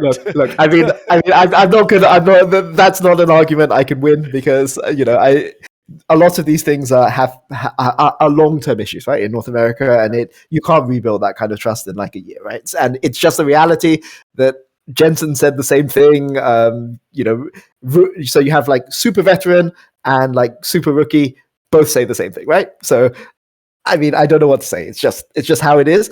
But the point is that it forces you, if you are a bottom team, how are you going to find? What's your answer, right? What's your answer to this? Because you just have to find a way. And you just have to not give up, right? And don't automatically accept that you're going to be 10th. And, we may give Golden Guardians a lot of shit, but they always find a new way, right? Every single year, they always, like in Aero, shoestring budget and always manages to find something innovative, right? Finds a way. He pulls the Jurassic Park. Yeah. But this is the thing in Europe. Like, I feel that the bottom teams in Europe, they don't care. And the reason why they don't care is not because they don't have players that are good players. It's because they just want to copy they just want to copy a model that already exists and say, oh, look, we're developing talent. Okay, if you're developing talent, how are you going to get the next Unforgiven or Rika off Mad Lions or Rogue? I mean, they're just going to sign for Mad Lions or Rogue. They're never going to sign for you. So what's your solution? And at least you can complain about Dignitas all you want, or argue whether Takui should be brought in, versus over North American talent, but at least they're trying something. And this is something that this is one of the reasons that to shift all the way back to Rogue. This is one of the reasons why I can't help but respect Rogue, right? Like, they're competing, they're finding ways to bring up talent and trying to find a different way to win when basically they can't, like against Fnatic, they can't outbid Fnatic and they can't like outsign star players, but they're trying to do it through building rosters over years and through development, and they invest a huge amount in their ERL team, and they're one of the few teams, Misfits and Vitality, but Misfits and Vitality are in the French league, so financial incentives are there, but like they're the only ones outside the French league who heavily invest in their ERL team. So I think Rogue do things the right way. I hope it brings them success, but they still have to win. And that's a pretty good summary of why the bottom teams suck. Like, I'm with you, mate. Like, for example, in a world where players like the NFL just want to play, like you play for anyone if you're not on a team, because you need to get back in the game, you need to show people your skills. In a world where people could believe that the GMs would do their job properly, like an obvious thing you'd do in Europe, for example, is you wouldn't have those players they have in the bottom ones. You'd have like leader in one of those teams. That's the player you'd gamble on. You'd try and just hope it's his meta and that you can just get a playoff spot or something, wouldn't you? Yeah. But again, because we're talking about Astralis, who are Astralis gambling on? Like they did the interview on Dayor, and it didn't sound in that video like they were super committed to him. So what are they doing? Like who are they? What's the gamble? What's funny about Astralis too is that they're not even, it's not just that they're not gambling in terms of players. They're not even gambling in terms of the play style. Like all of the resources go into Kabe. It's like, we know what Kabe is. Yep. Everyone knows what Kabe, like you're not going to win a game by putting all your fucking resources into Kabe. It's not that Kabe's a bad player. It's like, let's try maybe redistributing who is going to try and carry this game. So at least we can see if somebody else can do it. But it's like everything just goes into Kabe all the time. Kabe is the EU Uzi, and this is Royal Never Give Up. So you have to understand, Monty, all roads lead to Kabe. He will carry the early, the mid game, and then, probably fuck around and carry a team fight. No. Here's the embarrassing Kabe stat of LEC 2022 spring. Aside from that, he plays for Astralis, of course. Aside from his team allegiance. Yes, exactly. He is second behind Comp at CS after 15 minutes, right? He takes a third of the CS. So damage, I already know it's going to be a damage that's going to depress the fuck out of me. Come on, hit me with it. Lowest damage percentage of any AD carry in LEC. Second highest resource allocation, lowest damage percent. Like, what is the point of doing that, Astralis? Like, why do you play like this? If you You have to understand, Kobe is the guy that you just throw in at the gangbang at the end when everyone else, the main participants are there, the stud, the fucking hot woman. He's just the guy who comes in at the end. Maybe he's just in the corner at first. This scenario is like you're whining and dining him. You turn up with the fucking stretch limousine, bouquet of roses, champagne, caviar, on course, fucking pate, foie gras. And at the end, he just gives you a peck on the cheek and you just fucking go in your house. Like, what the fuck is this, Kobe? Why are you 1960s fucking date? This is garbage. The min-max is terrible for this. I mean, I will say, though, that historically, if you've had a team that creates chaos on the rest of the map. On this show, people will just like go, yeah, all right, I'm just going to shelve that whole thing. I'm going to talk about League of Legends. Go on, Pete, come on, keep going. I was his coach when he did go to the quarterfinals of Worlds. Okay. Right? So I do feel duty bound to defend Kobe, right? But obviously those stats are pretty rough, right? But you know, Kobe has been historically in the LEC somebody who is not the most insane laner, but is really good team fighting if you create space. He's a solid player. He just can't be he just can't be the star of your team. Like that's an insane proposition. I mean, look, you if by star you mean you play through him at all phases of the game, I agree with you, right? Like, what do you mean by star then? I'll spin it back on you then, sir. What do you mean by star? I would say star, Peter, is from a metaphor to do with astronomics. It's the idea that it's the thing that shines the brightest, you see, and it gives off like an effect on all things around it, and it has to say, let's say, the largest mass in this particular worldview. So if you got is enough there, anything that you can go to, then that doesn't apply to Kobe at all, is it? He's a fucking side character. He's not even the best Mark's brother. He's like the third best one. So for me, a star of a team is more than just your in-game performance. Okay. Right? Like for me, a star of the team is somebody who like, you know, sets your culture, who people turn to when things are going to shit, people, you know, who you can just rely on. Like when a game really matters, you just put the resources into them and they'll carry. Yes. Right? To me, that's what a star is, right? And obviously, somebody like that, you want to give them more of a say in team construction. You know, if you want to sign a player, you maybe run past it. I mean, I'm not saying you give them the final say on roster construction because, like, obviously, players have their own bias, and you know they're friends with people. But maybe you go and say, okay, here are two players who are pretty close. Which of these guys do you think we should go? Right? You involve them in that kind of decision.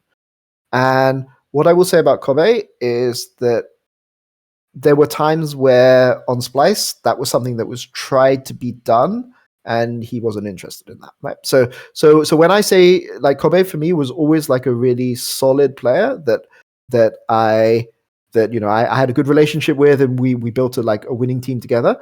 But the way that we built a winning team with Kobe was we had counterpick support. We often played range supports. We played like Zillion, we played Janna, we played all of these supportive styles, and we had people creating chaos on the other side of the map, which was Niski and Odo. In those days, Niski, Odo, Xerxes were like where the game was played, and then Kobe would just scale for free, and then he would just win the team fights with the chaos that was being created around him.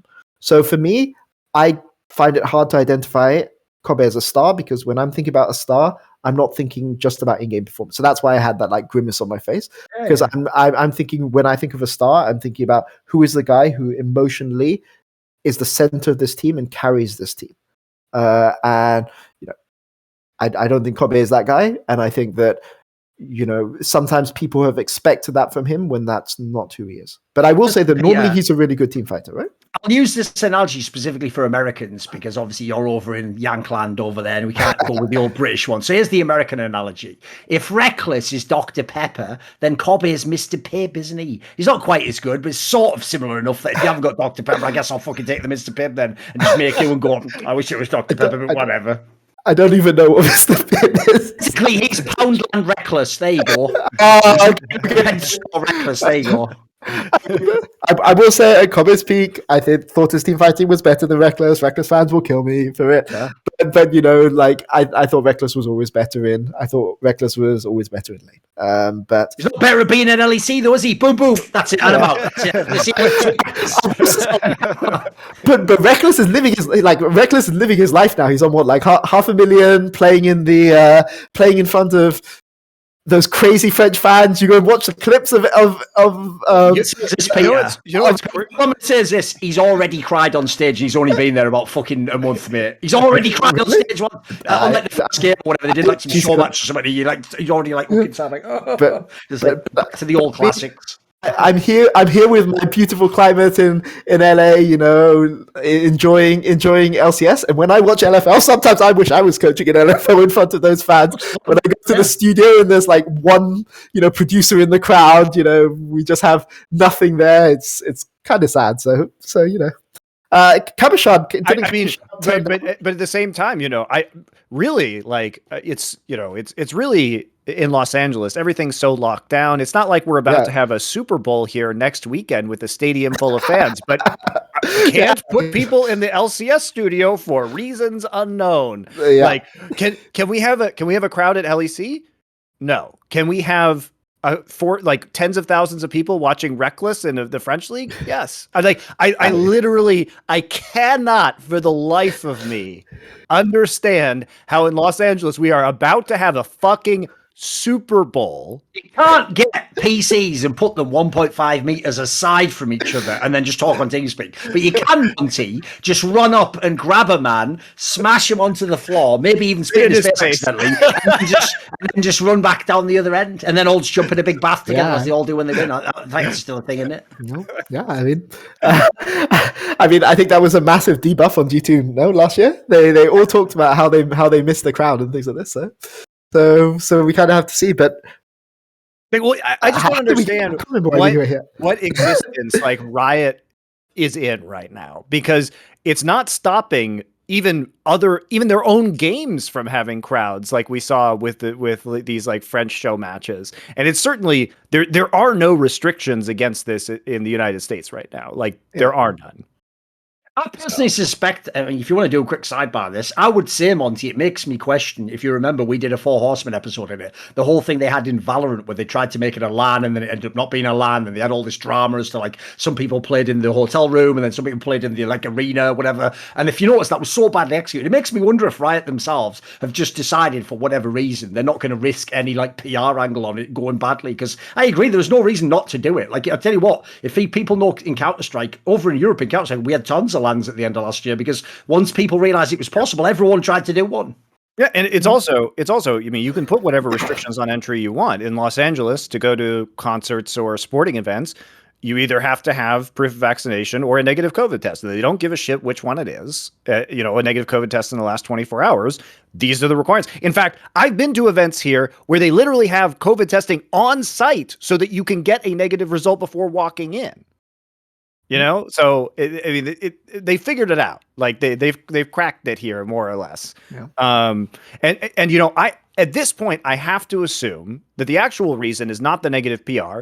It's simply that it is less expensive to run these events without players there. For sure. Which, by the way, as somebody who does organize tournaments, that is true. That is the truth. Like if you don't have fans or you don't have players on site, and they have started return players on site, so that actually increases expenses, because the expenses are player handlers have to be there, and mostly it's about the freelance broadcast crew that they hired. Like, it requires additional camera people to be there to get the shots of the players and everything like that. So you're paying money that you wouldn't necessarily pay otherwise. So I actually think that was probably, if I had to guess, the primary motivator for not having people in studio and not having an audience, is that it does generate additional expenses.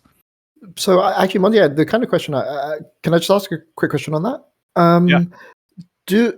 Is the difference between having people in studio without fans and studio with fans that large? I'm talking with if the players are still on site, the answer is probably no. Okay. Because the real expense is having the additional camera people to cover the players if the players are on site, as opposed to having the players remote. Okay.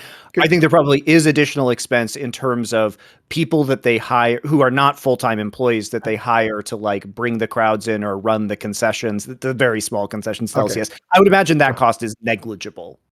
So as long as the players are on site, I can't imagine it's that much of a cost difference. Because I know in Germany, like everything's still pretty hard locked down, but yeah, in LA, I don't know the legal rules or anything, but there are none. Yeah, and also, by the way, there never were.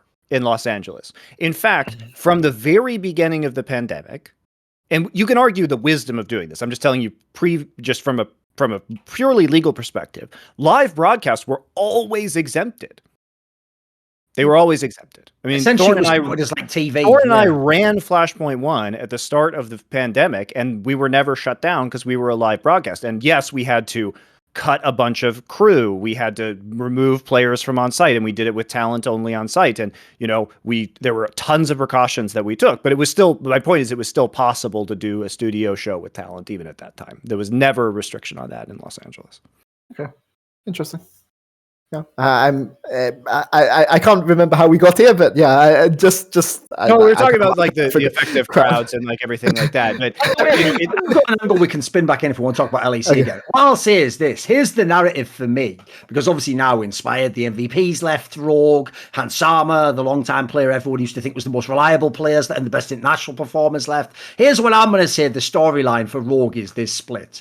If you guys don't win a fucking championship on this split, you have had now, this will be the 4th split in a row where you are winning the most games out of every team in the league. You've got to eventually convert this into a fucking trophy. Like, I don't know if you know the concept from sports of a window, but like, the window doesn't last like 10 splits in a row. Like, if you are winning the most games in the regular season, you are on paper supposed to be the best team in the league. So you have to eventually convert, because at this point, I've now seen every style of play from these motherfuckers. I've seen all totally different players swapped in and out, so there's only a couple remain. Like, eventually the coaching staff have to take some of this on the fucking chin, because so far they seem to nail in the split what like the strengths of the team are, but they seem to be really bad at like adapting when they get to like people figuring them out. They don't seem like they're good at adjustments, if you know what I mean. Yeah, I mean, we'll have to see. Like, I mean, again, as I was saying earlier, I hope they manage to do it. If Mad Lions, obviously I always cheer for Mad Lions, but if Mad Lions can't do it, like, I hope Rogue are able to do it. But they're just new Rocks Tigers, Yeah, I mean, they will get to go to Worlds every year. They will get to go to Worlds every year if they keep playing like this, though. So, maybe that's good. I have to say, too, the reinvention of Rogue, like, it was first a reinvention of their style last year, and now it's just been a reinvention of their roster and their style. Like, they just completely 180'd, and it, what does it take for these guys to actually win a title? I mean, they should have won last year. They absolutely mega threw in Game 5 versus Mad Lions. Like, that Mad Lions should not have won. Let's be very clear. That was one of the most egregious like championship wins in League of Legends history, because it took such an epic throw for them to lose that is heartbreaking for Rogue. Normally, Monty, players will never ever let you say like it was a fluke that they won or whatever. When we had Armour on the Crackdown, he essentially like, I tried to come at him like, you were like down 2-0, you were doing shit in that series. He was just sort of like, yeah, we were. Shouldn't have won. So fair play. He scored one. Right, he was going fucking robbery. Fair play. Yeah. I can't believe everybody's like, wow, Mad Lions so good. It's like all they had to do was catch the million throws throughout that series, and especially in that Game 5, it was heinous. The way, like, I would be embarrassed to win like that. Like, Mad Lions just should have just like hung their heads in shame and walked off the fucking stage and been like.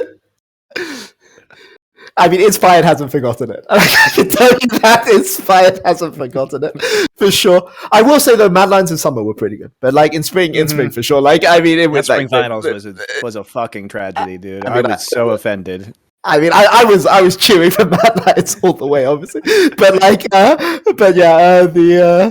the jungle int that happened. Oh my god! By the way, there's even a more serious reason I bring this up is if you are I'll tell you, I've seen teams that have had this problem in history. Like in Counter-Strike, for example, there was a team called Team Liquid who very famously would be one of the elite teams in the world, but they would somehow chalk away all the big moments. They wouldn't win the equivalent of Worlds, etc. And I can tell you what happens if you're in those teams is first few times it happens, it's like some people think, oh, maybe he's the guy who's choking, or maybe like, oh, it was just a bad game, or we're still learning. What happens is eventually, if you're the players that remain and you were the through line, so Larson is an obvious example here, you actually start to feel eventually like you're cursed. You just start to think, oh, I'm just never going to win it. And it can become a really negative mindset to have, unfortunately. Yeah, I mean, it's rough for Larson because obviously in his first split, when they made playoffs for the first time, he had that series deciding.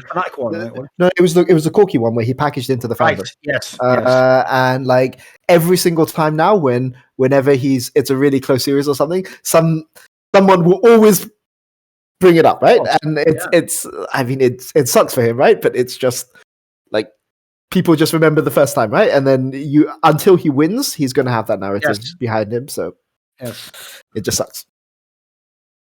I don't know what to say. But I mean for LEC, like there are clearly a few teams that want to that are trying really, really hard to win, and even my problem with LEC this year is that I don't feel that every team is trying to win. But I may not have liked what Excel did with Advienne, for instance, but at least I can see that they're trying something, right? Like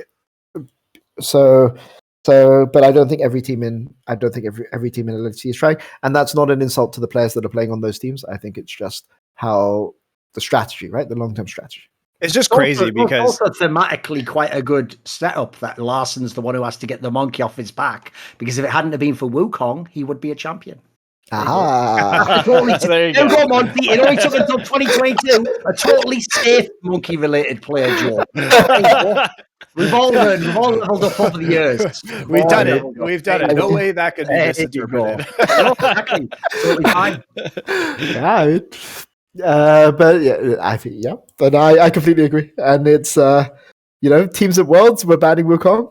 It's the same teams at Worlds were banning Heimerdinger, and I've had series where I didn't ban Hyunan's Heimerdinger and gave it to G2 multiple times. So it sucks, but yeah, like Rogue have a good are looking really, really strong. I think their style is higher risk in playoffs, but good luck to them. Like I hope if it's not now, Vitality and Fnatic and Mad Lions are coming for you in summer. So best make it now before they're ready. All right, let's do viewer questions. How about that, Thorin? Yeah, let's do it.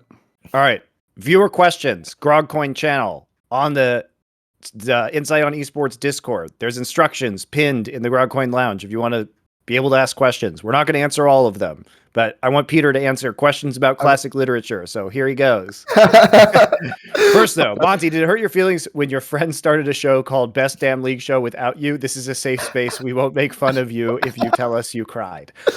No, it's actually from the Best Damn Sports Show, which was a great show back in the day. But why did you pick that name, Thorin? What was the throwback to the Best Damn Sports Show? I didn't pick it. That was just Dom's joke and name, because we were trying to come up with names. And one thing I think is actually pretty whack is, with the exception of Summoning Insight, where I was actually the first to come up with that angle, everyone always just does names that are related to things within League of Legends, the mechanics of the lore or whatever. And if you notice, there's not that many that are left that you can really do. So since it's an LEC show, the premise was we just decided to essentially just flex the personalities of the show. So the idea is we took that name because, first of all, it was a great name for a show. It's just that the show itself is dog shit, if you remember. It was the most pandering, low fucking brow humor imaginable. It was just whack as fuck. Basically, it was like something Travis Gafford would do. Whatever. I don't give a flying fuck, mate. It's 2022. Somebody Insight only exists because Travis sucks. If you don't know your history, go back and check. The pilot episode was just me coming on Whose League Is the Name. Look, all I'm going to say is Travis being terrible has actually created very many good things in the world. So exactly. God bless him. Yeah, exactly. So anyway, the point is, Dom just said that it's a good name, and I think it is. And also, I just like the idea that even though we're not really saying it, it does just make it sound like we're saying all the other shows are shit. So, pretty good, isn't it? All right. This was a question about we had a question about Dostoevsky on the last one, and wants to ask for Monty and Thorin's opinions on one of my favorite books, A Hero of Our Time by Lermontov, if you've read it. I have not read it. If not, please recommend any classic for a book recommendation. So, what have you read it? A Hero of Our Time, Peter Dunn? This book. No, I used to be an avid reader, but that was a decade ago. I'm afraid so. Well, what is your classic novel recommendation? Can I be really boring? Sure, whatever. I like more lighter things like Pride and Prejudice. So I personally love that you love Pride and Prejudice. I mean, for me, I like light-hearted political satire, but it has to be slightly biting. So that's kind of why I like that kind of. I think it's very telling about your character that you like Pride and Prejudice. There's nothing wrong with that. I find it delightful. Anime fucking slice of life, you cunt. What are you talking about? Pride and Prejudice. You're actually recommending it. You're not even like a TV series. Look, Peter loves Mr. Darcy. Okay, we all like different things. I like that he likes it. He's a true romantic. He's a true romantic, and he enjoys very stoic and distant yet surprisingly kind-hearted British men once you get to know them. I love that. I mean, that one was deserved. but yeah, I like it. All right, Thorin, do you have a quick classic book when they recommendation? say classic, like how far back are we putting a cut off in terms of like year? Like what era? Are they wanting it to be something from like the 19th century or something? I don't know. Pick a Russian book, man. This is a Russian book. I mean, I don't give a fuck about that. I would just say like 1984, George Orwell. Can't really go wrong with that. Not least because it would be great if people read it so that everyone who hasn't read it could stop making analogies that don't make any sense in the context of the novel and just saying everything they don't like is 1984 and just completely misapplying it, usually to the wrong political fucking side. So it'd be great if you all just read it and then gave the reference on it. You know, it'd be nice. And also, if people don't know, essentially the joke is, if you know anything about sort of how like woke culture is now, there's so much of that in that book where the premise is it's not enough that you even like don't say the thing that's bad. You must actively love the people who oppress and tyrannize you. You must say exactly what they want. And then worse than that, you must actually believe it and truly love them. That is the sort of fucking tyranny that we face ideologically in this age. And very, very good. I would say, I've mentioned this before, I like modernist Russian literature. Bulgakov, Master and Margarita, one of my favorites. Pelyevin, Buddha's Little Finger. These are Russian books that I enjoy. Obviously, I cannot read them in Russian. Imagine a scenario in LoL in which each year the world's winners play against the super teams that consist of the best players in every role. These all-stars may be individually best in their positions by certain metrics, but may lack synergy with one another. Yes, as many all-star teams are. How often would the super teams beat the actual world champions? Duplicate players are allowed, so we can clone the players. Faker versus faker. The problem with that, right, is it sounds like a great question, but if anything, from watching all these years of League of Legends, not only are super teams incredibly underwhelming in most cases, but whoever wins Worlds, it doesn't matter how good the players are. Usually it's just the team that has the best style for that meta. Like it's actually so sadly, I imagine no matter how stacked you can make, like the LPL one would be incredible, obviously, especially if you can have duplicates. You can have like Knight, you can have the most bonkers team ever. The problem is, I suspect the Worlds winner would probably still win the match quite handedly, you know. Peter has to believe that, otherwise he doesn't have a job. I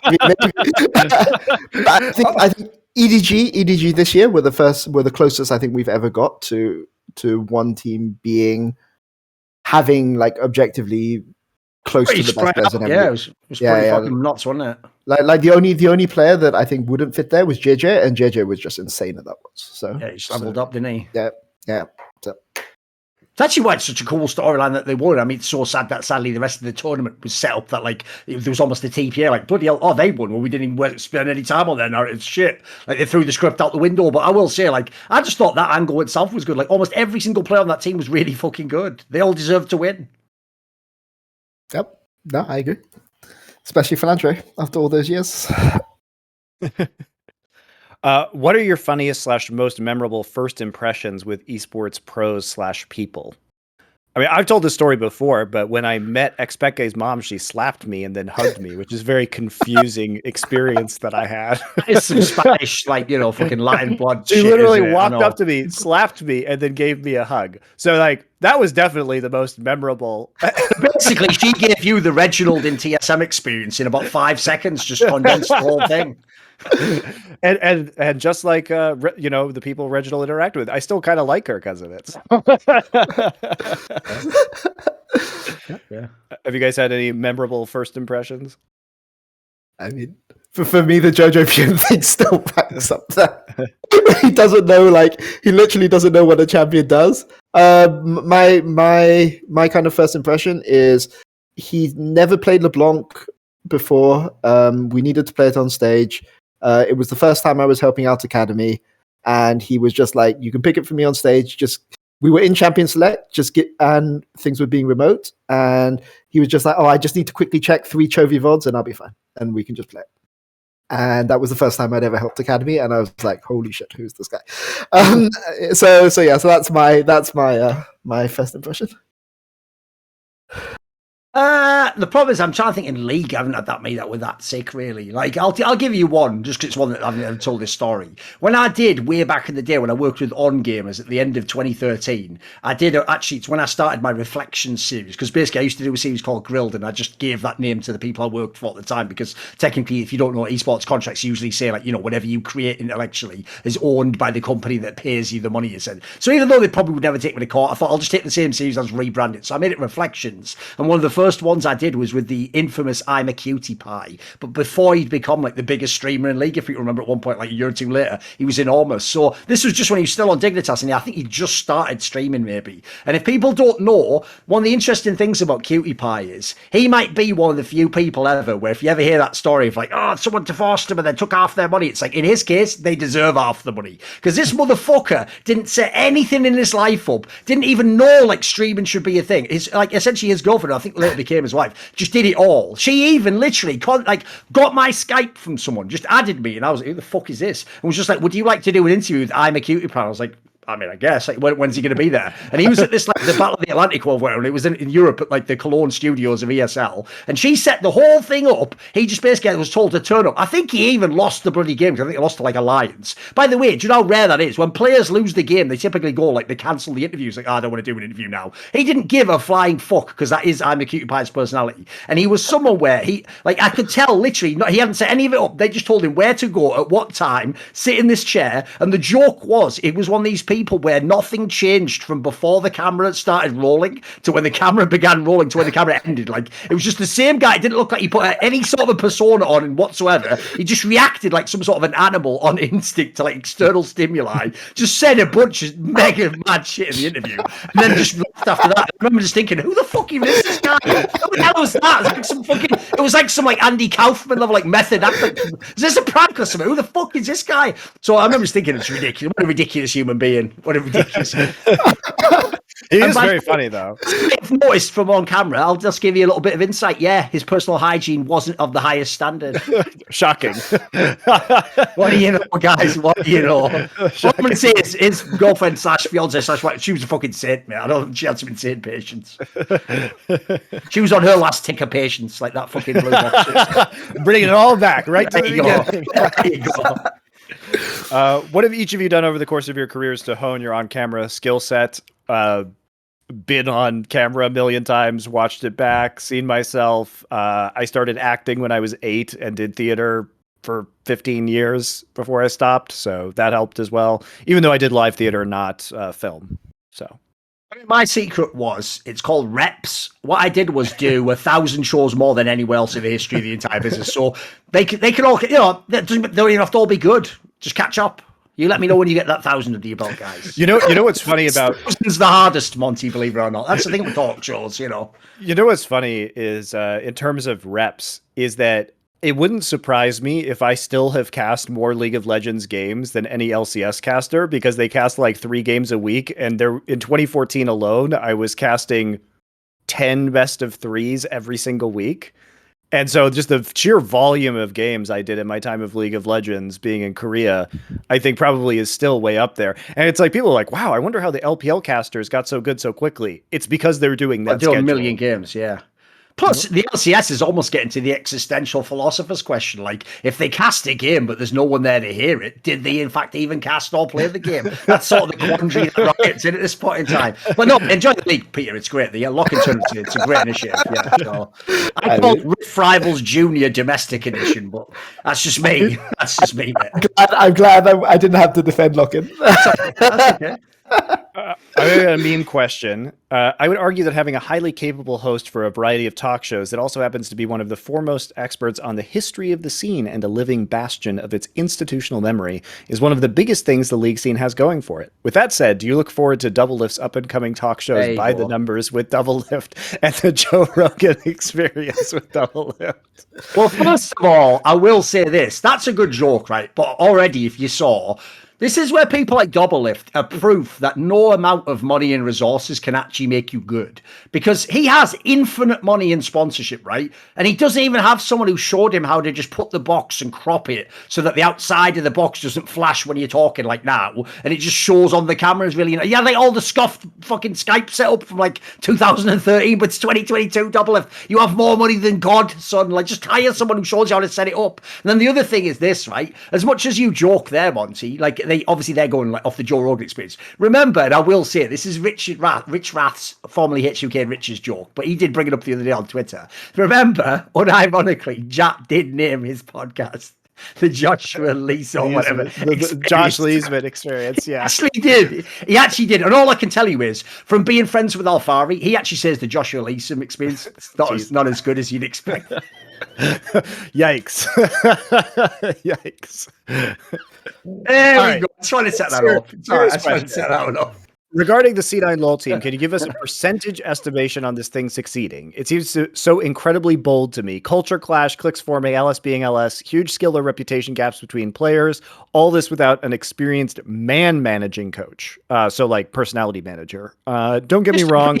The way through in LS being LS. Like, that's it. Okay, I mean, in LS's previous coaching stints, that has been somewhat of an issue, I think. Right. Don't get me wrong. I'm cheering for them above any other team, but it feels like trying to bring 3 Koreans into a team with Blabber and off-roll Fudge sounds rather scary to me. I personally enjoy the fact that on top of all of that he's trying, all those plates he's trying to spin, Monty, LS, because he genuinely is, just like that quote from Blade, some motherfuckers always trying to ice skate uphill. He thought, you know what, and as a side project, just bring Malice into the academy team. I'll probably handle that as well. Like, mate, are you actually trying to make, you either are going to win Worlds or it's going to be the worst fucking gig of all time. Like, there's no middle ground on this one, is he? They've just set the expectations too mental. I also think that it's not fair to LS to categorize coaching experiences he had many years ago with when he was significantly younger than he is right now with who he is at the current time, which in my opinion is a much more mature individual than when I knew him back then.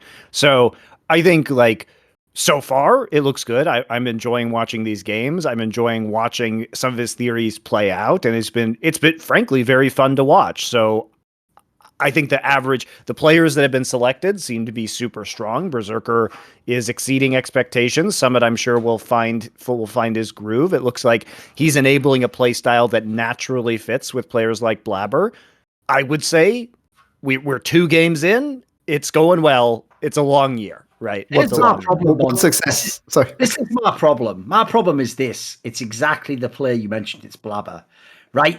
If anything, LS is the player who'd love to have inspired. That's his sort of a jungler. That is true.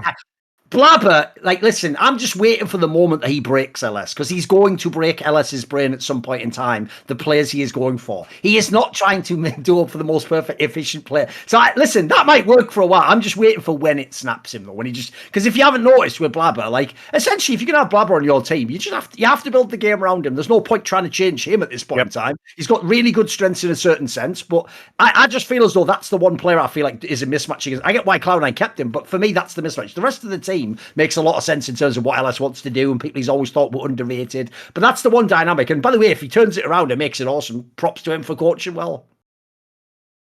Yeah, depends what you define success. If it's going to Worlds, pretty high, like 80, something like this. But if you're talking about what he himself defined as success, which is winning both splits, getting out of group stage at MSI, going to World semifinals, like 5%. Pressure on himself then. That's what he pressure on himself. That's what he said. I like that he aims. I mean, like 5% for that. But like, if you're talking about going to Worlds with this roster, when he has mechanically really, really strong players like this in a region that typically doesn't, and scaling in a region which typically doesn't play early game well, I think he's got a decent chance of going to Worlds. I'd say like 80 at least. I mean, everything is easy when you're winning, right? Like if you start losing, these problems are only problems if you start losing. But if you're winning, they're not problems. I think also he brings a much different mindset and skill set as a coach. Obviously, is like, he has spent, to his credit, he has spent so much time invested in his own game theory that he can do things like tell his players how to play Ivern mid, which is weird. right? Yep. So he gives inherent advantages in the LS style that are very, very cool. So I'm excited. I'm excited about what he brings. Very excited. Whether he can live up to his own lofty expectations, I think that's probably difficult given the fact that he's coaching from NA. If he had the buy-in of the T1 roster when he could have gotten it, it may have been a different story. But apparently the fans won that battle for whatever reason. Fans. Yeah. What is the least favorite champion as a player / viewer? Yumi? Okay, go on, Peter. You have to do this first. Shaco. I mean, like, that's my perma ban when at least these days you get to like ban a champion no matter which role you're in. But back in the day, only the first person in champion select could select. And when I was playing my Janna top and enemy team has Shaco, you just don't like the game. So as a professional coach, though, which is your in the professional scene, which is your least favorite champion that exists? Aphelios. I think Aphelios added too much complexity into the game for not much. Like, it's fun to play, but it's not fun to play against. It adds too much visual complexity. It's not fun to watch, I'll tell you that. It's just fucking confusing. Yeah, for most people, because he does 12 different things, and it's difficult to know which of those 12 things he's going to do as a casual fan, I think. Yep, I agree. So, was the premise supposed to be that it's just in general our least favorite champion? Because it was supposed to be like based on us playing all from the pro scene. Yeah, least favorite champion as a player / viewer.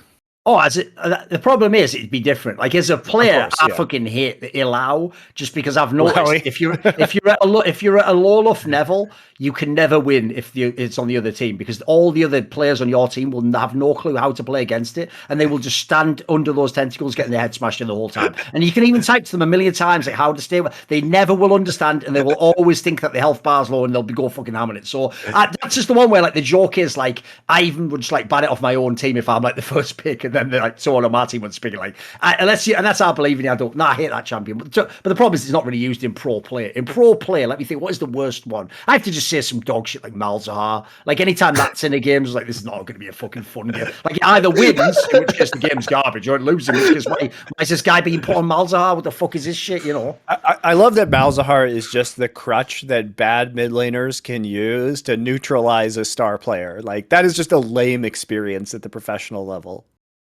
Exactly. Mm-hmm. All right, final question. Now that the great evil has finally retired, what will be the new go-to lazy, mindless narrative that mediocre NFL fans and pundits spew, since they no longer have Tom Brady and his devil magic to gush over? Oh, I already know what it is, because you've seen it Mahomes? already. No, what it will be is Joe Burrow is the best example. Anytime there's a young quarterback who shows some promise, they'll just immediately be like, he's already there. Look, he's already like the fucking best and the second best. Like, they always do it, mate. Like, by the way, it's the equivalent of what people do in league with like the next best ERL mate or whatever. They're never just going to be good. They're always like instantly going to take over the whole fucking league or whatever. It's like, mate, those players that do that are like once in a generation players. You get a handful of those in like 10 years. So sadly, in the NFL especially, like, the joke is the only reason it's considered a quarterback league is the only fucking position anyone looks at, as far as I can tell. They don't look at how good your team is and all the fucking other elements of the game, do they? Like, but let's be real, Joe Burrow might actually win the Super Bowl. He's not even vaguely a top 2 or 3 fucking quarterback in the league. You could probably argue that like fucking Justin Herbert's better than him, mate. Just has a worse team, doesn't he? What do you want? Yeah. The Joe Burrow, I think, thing is going to be absolutely insufferable. I think he's a good player, but you know, very some fucking monster, is he?